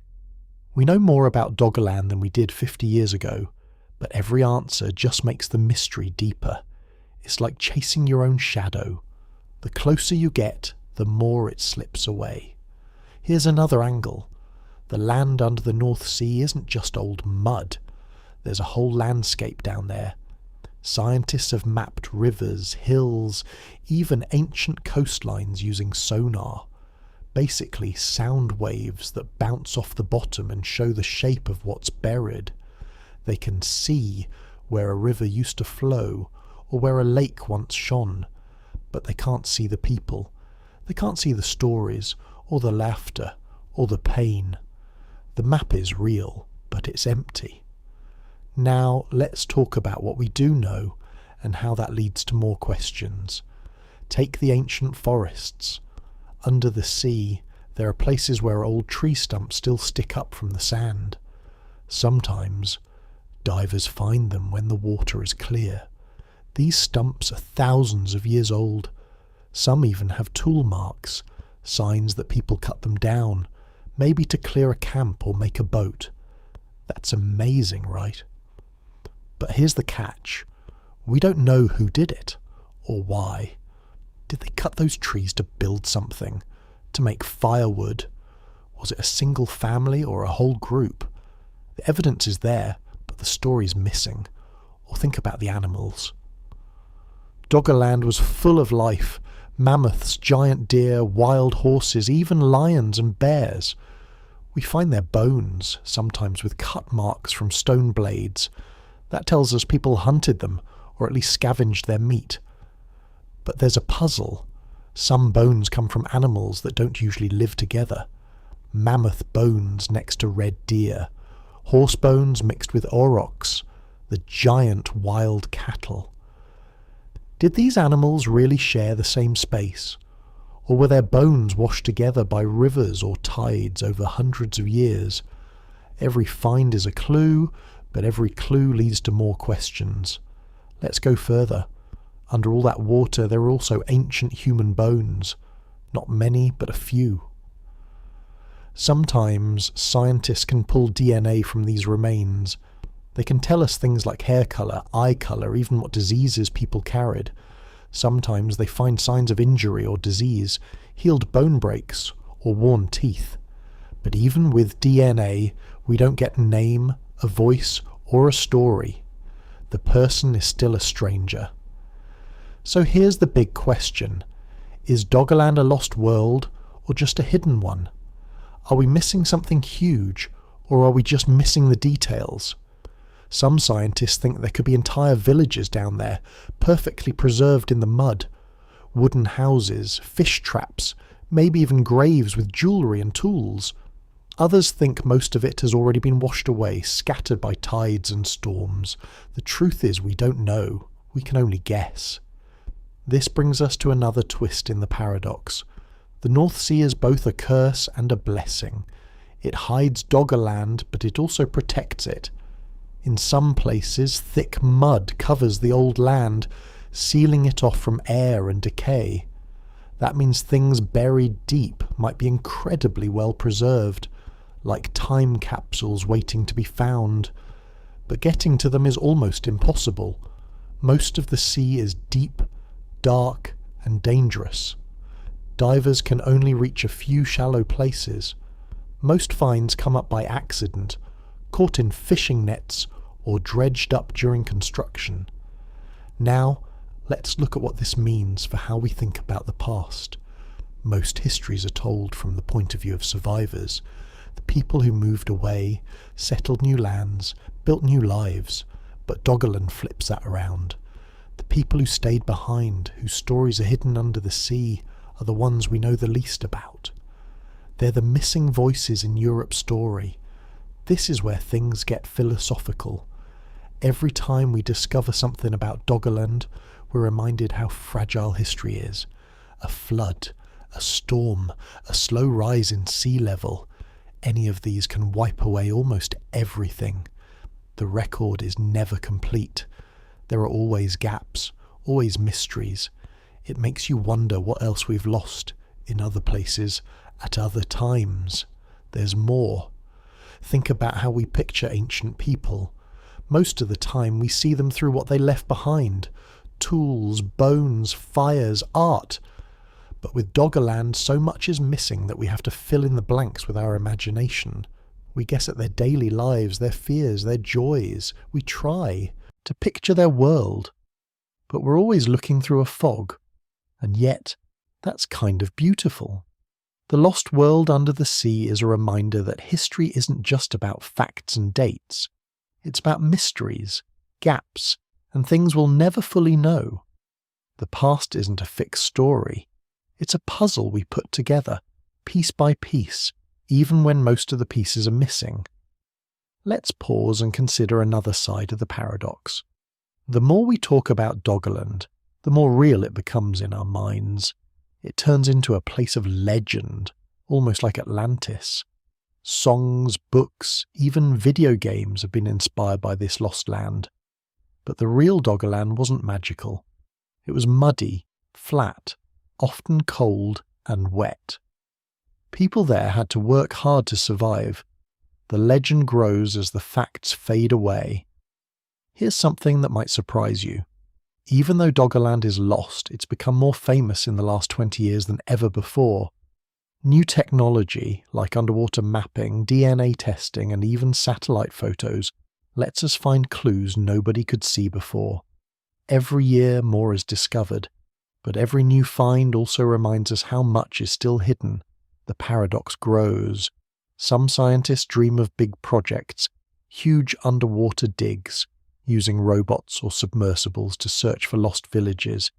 Maybe someday we'll have the tools to explore deeper, to bring up more than just scattered bones and tools. But for now, most of Doggerland stays out of reach, locked away by mud, water and time. Let's zoom out for a second. Doggerland is just one example. All over the world there are lost lands, places swallowed by seas or deserts, buried by volcanoes or forests. Most of their stories are missing too. Our planet is full of these silent gaps. Doggerland just happens to be one of the biggest mysteries close to where millions of people live today. But here's why Doggerland matters so much. It sits between two worlds. It's old, but it touches modern lives. People fish those waters, lay cables, build wind farms. Every now and then something ancient shows up. A bone, a tusk, a tool, and for a moment the past comes up for air. Now think about what this does to our sense of time. Doggerland isn't just history. It's a reminder that what seems permanent can vanish. A land can be here one day, gone the next, and almost forgotten. But even when it's gone, it shapes what comes after. The people who left Doggerland mixed with others, changed new lands, passed down their stories and genes. The lost world still echoes, even if we can't see it. This is the heart of the paradox. The more we search for Doggerland, the more it becomes a symbol, not just of loss, but of mystery.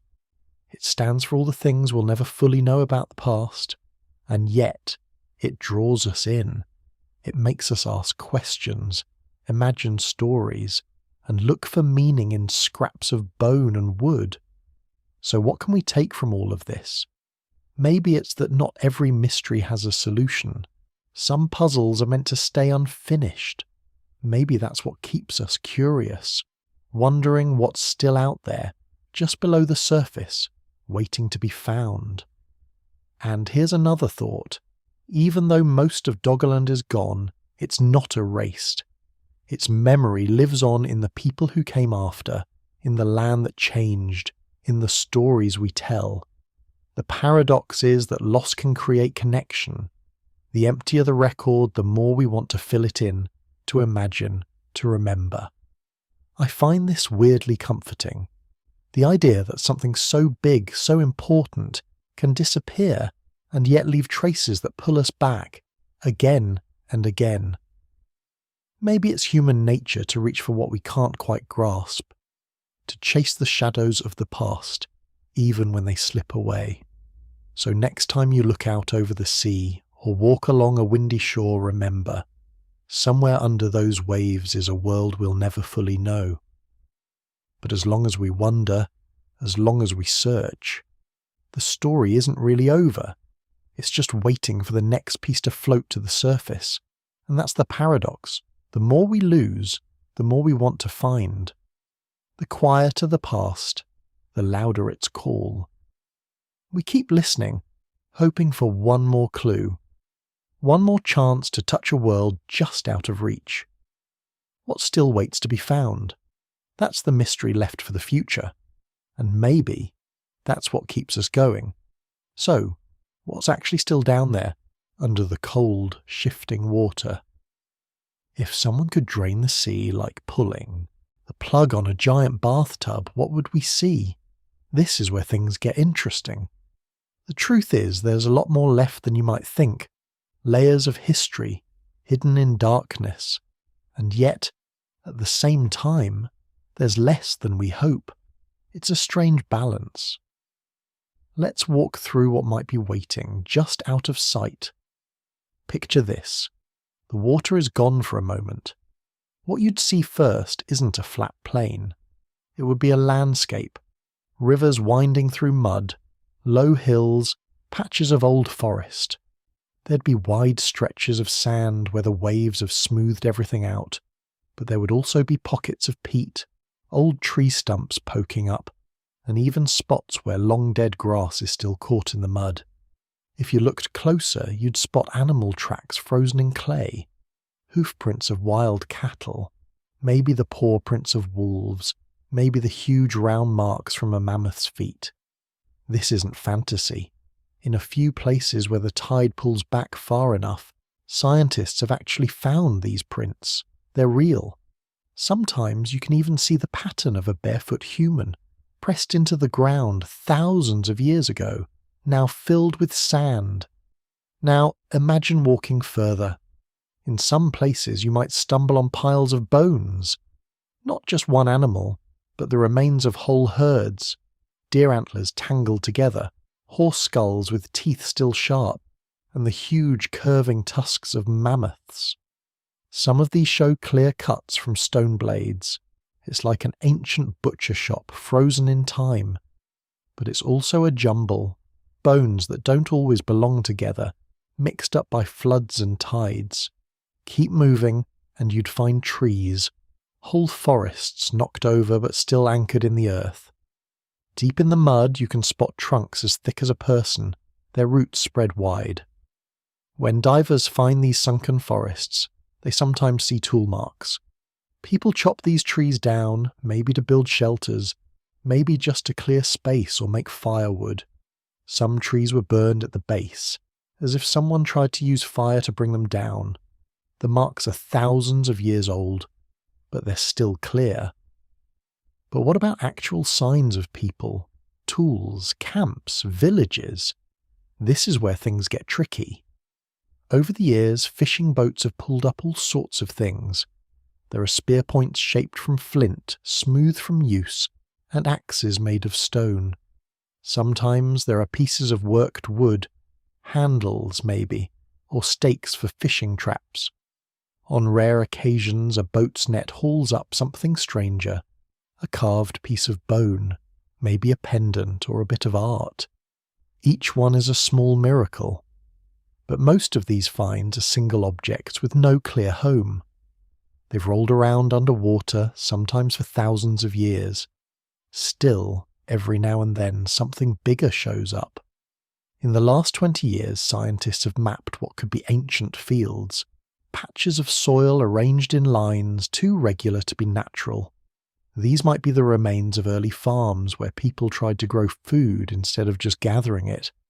In other places, sonar shows the shapes of what could be ancient fish traps, lines of stakes now buried, running along what would have been a riverbank. Some of these lines run for hundreds of yards, hinting at a massive effort to catch fish or maybe to protect a settlement from floods. Then there are the graves.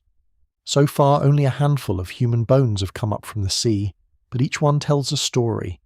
Scientists can sometimes pull DNA from these remains, learning about hair, eyes, and even old injuries. In one case, they found a piece of jawbone with worn teeth, showing someone who lived hard, maybe chewing tough plants or animal hide every day. In another, a skull had a healed injury, a sign that this person survived a major blow and kept on living. And here's something even stranger. In a few rare spots, the mud has preserved pollen, seeds, and even whole plants. This lets scientists rebuild a picture of what grew in Doggerland. There were flowers, reeds, hazel trees, and even berries. People could have made baskets from the reeds, or woven mats for their homes. They could have eaten hazelnuts or used certain plants as medicine. These tiny traces tell us about daily life, the kind of details that don't usually survive. One thing that's clear from all this: Doggerland wasn't empty. It was alive with activity, not just in the sense of animals and plants, but also people moving, building, cooking, and raising families. But here's the catch. Most of the big things, the houses, the camps, the fires, are gone. Wood and bone rot away in water, unless they get sealed in mud. Stone lasts longer, but it's rare to find a whole structure. Most of the time, what's left are the scraps. A broken spear, a lost knife, a bit of charcoal from an old fire. So, what about whole villages? Could they still be there, somewhere under the mud? Some scientists say yes. In places where the silt is thick and the water doesn't move much, it's possible that big parts of old settlements are sealed up, almost like they were wrapped in a blanket. If technology keeps improving, maybe we'll find these places one day. Walls made of woven branches, fire pits, storage pits full of seeds, maybe even footprints around the edge of a hearth. But for now, we mostly have hints. There are patterns in the seabed, lines, circles, odd shapes that don't seem natural. Some could be the remains of fences, or rings of stones marking sacred spots. Others might be the outlines of paths, pressed into the earth by many feet over years. Scientists use sonar to map these shapes, but it's not exact. A line of stones could be a wall, or just a trick of the current. Then there are the animal traps. Some of the oldest fishing technology in Europe was probably used here. Imagine lines of stakes driven into the mud, forming a funnel that guides fish into a small pool. These fish traps have been found in other places on land, but in the North Sea, only the pattern survives. Lines in the mud, sometimes with bits of wood still there. It's a reminder that people weren't just hunters. They knew how to use the land and water to their advantage. Let's talk about tools for a minute. The flint tools from Doggerland are some of the best clues we have. Scientists study the way they were made, struck just so, with flakes removed in careful order. Some tools show signs of repair. Someone used the same blade for years, sharpening it, reshaping it, fixing it again and again. That says something about life back then. Things were valuable, nothing was wasted. Sometimes, though, the tools show something even more interesting: style. People in different parts of Doggerland made tools in slightly different ways. Maybe one group liked long, thin blades, another preferred short, chunky scrapers. These differences are small, but they hint at different cultures, or at least different habits. Even back then, people had preferences, traditions, maybe even a sense of pride in how they did things. And what about art? People always ask if there's cave art or carvings down there. So far, nothing as dramatic as the painted caves of France or Spain has turned up, but there are hints. A few pieces of carved bone have been found, smooth, with lines scratched into them. Some look like they could be decorative, maybe jewellery or tokens. Others might be tools. It's hard to tell. But the fact that any art survives at all is amazing given how harsh the sea is. Now let's zoom out. Doggerland isn't the only lost land. but it's special because of where it sits, right between modern Britain and Europe. This means that anything still hidden down there could change how we see the story of the Europe. Maybe there are graves with new kinds of jewellery, or tools that show a new way of life. Maybe there are things we've never imagined, ritual sites, or even evidence of early farming that predates what we see elsewhere. Scientists are excited by this. Every year, new technology lets them peek a little deeper. Robots can take pictures of the seabed, tiny submarines can bring up samples, even satellites can help by measuring small changes in the water's depth. Each tool gives a new piece of the puzzle, but there's a race against time. Fishing trawlers scrape the bottom, sometimes destroying what's left. Construction for wind farms and pipelines digs up the mud, sometimes by accident. Every year more is lost, but every so often a new discovery pops up. A tool, a bone, a piece of wood, and changes what we thought we knew. Let's pause for a moment. Why does all this matter? Why do people care so much about what's hidden under the water? Maybe it's because Doggerland feels so close. It was home to people who, in some ways, were just like us. They loved, worried, worked, and hoped. They watched the seasons change and the tides roll in. Their world vanished, but pieces of it are still there, waiting. Some people dream about big discoveries. Maybe there's a whole settlement with houses and fire pits, frozen in the mud. Maybe there's a graveyard with dozens of people, each with their own story. Maybe there's a spot where children played, where someone carved a symbol into a tree, or where a family built their home on a low hill, hoping the water wouldn't reach them. But here's the thing. Even if we never find these big sites, the small finds still matter. A single tool tells us that someone hunted here. A handful of seeds shows what people ate. A broken antler shaped into a handle tells us about daily life. Each clue is a tiny window into a world that's gone but not completely lost. And there's another layer to this.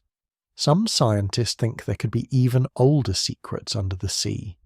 Maybe the bones of animals that lived before humans arrived. Maybe the footprints of people making their way north after the Ice Age, following herds and searching for new land. Some of the oldest tools in Europe could be hiding under the mud, protected by darkness and cold. So what's really still down there? The honest answer is, we don't know. Not yet. But every year we learn a little more. New finds come up, technology gets better, ideas change. The story isn't finished, it's still being written, one clue at a time. There's something beautiful about that. The idea that a whole world can vanish but not be completely erased. That bones, tools, and even pollen can survive for thousands of years, waiting for someone to notice. It's a reminder that history is never really gone. It just waits for the right moment to show itself. And maybe that's why Doggerland captures people's imagination. It's not just about what's lost, but about what we might still find. The hope that under all that mud and water, there are stories waiting to be told. People whose lives mattered, even if we only find a trace. It also makes you wonder what's hidden in other places, under other seas or deserts or forests. How many lost worlds are out there, just waiting for someone to ask the right question or dig in the right place? And yet, there's a gentle lesson here. We may never get all the answers. Some things stay hidden forever, but that's okay. The mystery keeps us searching, keeps us curious. It connects us to people we'll never meet, to places we can only imagine. So next time you hear about a bone from the sea, or a tool pulled up by a trawler, remember, it's not just an object. It's a message from a world that once was, a whisper from people who laughed, worked, and dreamed under the same sky, on land that's now gone. Doggerland isn't just a lost land. It's a reminder of how much still waits to be found. not just in the mud and water, but in our own need to know, to wonder, to listen for echoes from the past. And as technology changes, who knows? Maybe someday we'll see a clearer picture. Maybe the sea will give up more of its secrets. Until then, the mystery stays alive, just below the surface, calling out for someone to listen. That's what's still down there. Not just bones and mud, but hope, curiosity, and the oldest stories of all. Stories waiting for their turn to be found. So here we are, looking back at a lost world that's still hiding under the waves. It's strange, isn't it? This landscape was once familiar ground for people, full of life and stories. But now it's out of reach, and yet, in a way, it's never been closer. We know more about this sunken land now than ever before. We've mapped its rivers, counted its bones, and even pulled up ancient seeds from the mud. Still, there's this feeling that the bigger secrets are just beyond our fingertips. Let's try to step back for a minute and see what all this means. For a long time, people didn't know Doggerland existed. Centuries ago, sailors sometimes brought up tree trunks or old bones in their nets, but nobody understood what they were. The idea that there was once a whole country under the sea sounded like a fairy tale. Then, as scientists started to look closer, studying maps, digging into the seabed, testing old bones, the story started to change. Suddenly, Doggerland wasn't just a myth, it was real. What does that do to our sense of history? It shifts it. We're used to thinking of the past as something that happened on dry land in places we can visit. But here's a place that's real and unreachable at the same time. The ground that people once walked on is now hidden by miles of cold water. Their homes, their tools, even their footprints are sealed away. It's like a time capsule, but with most of the clues scattered or washed away. Still, there's something powerful about knowing it's there. When you look at a map of Europe and Britain, you can almost picture that missing land. Imagine a bridge of fields, forests and lakes connecting what are now islands and continents. Imagine people moving back and forth, carrying food, stories, and ideas. Doggerland changes how we think about borders and the way people travelled. It makes the past feel bigger, more connected, less like a set of separate places, more like a shared world. This isn't just about old bones and lost tools, it's about how people adapt. Doggerland was always changing. The climate shifted, rivers moved, the sea crept in. People had to adjust, sometimes slowly, sometimes all at once. Maybe they moved camp when a river changed course. Maybe they built new kinds of traps when the fish moved. Maybe they watched the water rise and wondered how much time they had left. In a way, their world was always temporary, but they kept going, day after day, making the best of what they had. Think about what that means for us. We like to imagine the past as something fixed, but the story of Doggerland is anything but fixed. It's about change, sometimes slow, sometimes sudden. It's about facing the unknown, dealing with loss, and finding new ways to survive. It's easy to look back and think we're so different from people who lived there. But are we? They faced rising water and disappearing land. We deal with changes too. Climate, technology, even the way we remember the past. There's also something humbling about this whole mystery. For all our science and technology, there are things we may never know. Doggerland holds on to its secrets well. Mud and salt water are good at hiding things. Sometimes you get lucky. A footprint, a tool, a bit of wood. But most of what was there is gone, mixed up, or buried too deep to reach. There could be whole villages, even towns waiting to be found. Or maybe they're already lost, ground down to dust by the sea. But here's what's interesting. Not knowing is part of the story. The mystery itself draws us in. It reminds us that history isn't just a list of facts, it's a puzzle, always missing a few pieces. Doggerland is a perfect example of this. It gives us just enough clues to get us thinking. Every find, a spear point, a carved bone, a handful of seeds, opens up new questions. Who made this? What did they use it for? What was daily life like? Sometimes the questions are more powerful than the answers. Let's talk for a second about what Doggerland means for science. It changed the way we look at human history in Europe. Before, most people thought the big waves of migration happened over land bridges or by boat. But Doggerland shows that people didn't just wait for land to dry out or for new paths to open.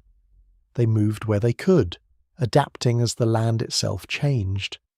Some scientists think this kind of shifting world pushed people to be creative.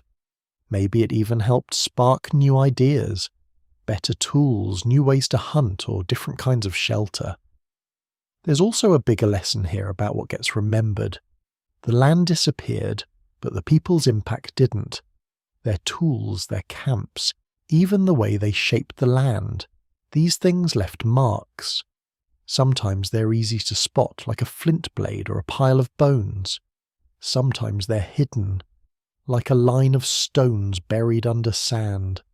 But they're there, waiting for someone to find them. We should also remember how much chance plays a role in what survives. Maybe a storm covers a camp with mud, sealing it off for thousands of years. Maybe a fishing boat drags up a bone at just the right moment. Sometimes it feels random. Sometimes it feels like the past is sending us little signals, hoping we'll listen. And sometimes we do. It's easy to feel sad about all the things we've lost. So much is gone. Whole forests, animals, even languages. But there's hope in what survives. Even a single tool or a patch of pollen can tell us a lot. It's like finding a note in a bottle, washed up from another world. It's proof that people lived, worked, and dreamed in places we can't visit anymore, and maybe that's what really matters. Doggerland isn't just a lost land, it's a symbol of how fragile and surprising history can be. It reminds us that the world is always changing. It also tells us that even after everything is gone, something can remain. A memory, a story, a trace in the mud. There's a quiet kind of comfort in that, knowing that the past can never be fully erased, only hidden for a while, knowing that curiosity and hope are as old as humanity itself. People have always wanted to understand where they came from. They've always wanted to know what's over the next hill or under the next wave. So the next time you look out at the sea or hear about a new discovery pulled from the deep, think about Doggerland. Think about the people walking across fields that are now underwater, watching the sky, listening to the wind. Think about how their lives shape the world we live in, even if we only catch glimpses of their story. And if you ever feel like the past is out of reach, remember, sometimes it's just sleeping, waiting to be found when the time is right. Every mystery, every clue, every question is a way to connect with people who came before us. Even if all we find is a single piece of flint or a handful of seeds, it's enough. It tells us we're not alone in wanting to understand. That's the real paradox of Doggerland. The more we search, the more we realize how much is still out there. Hidden, silent, but not forgotten. It's a story that keeps growing, changing with every new find, every new idea. In the end, maybe that's better than having all the answers. Maybe the mystery is what keeps us looking, keeps us dreaming, keeps us awake just a little while longer before we drift off, still wondering about the world beneath the waves. So tonight, as you rest, imagine that sunken world. Imagine all the lives, the hopes, the laughter, and the quiet moments that happened there. They're not lost, not really. They're just waiting, still part of the great story we all share. And with each new day, With every question we ask, we bring them a little closer to the surface. Sleep well, knowing the story goes on,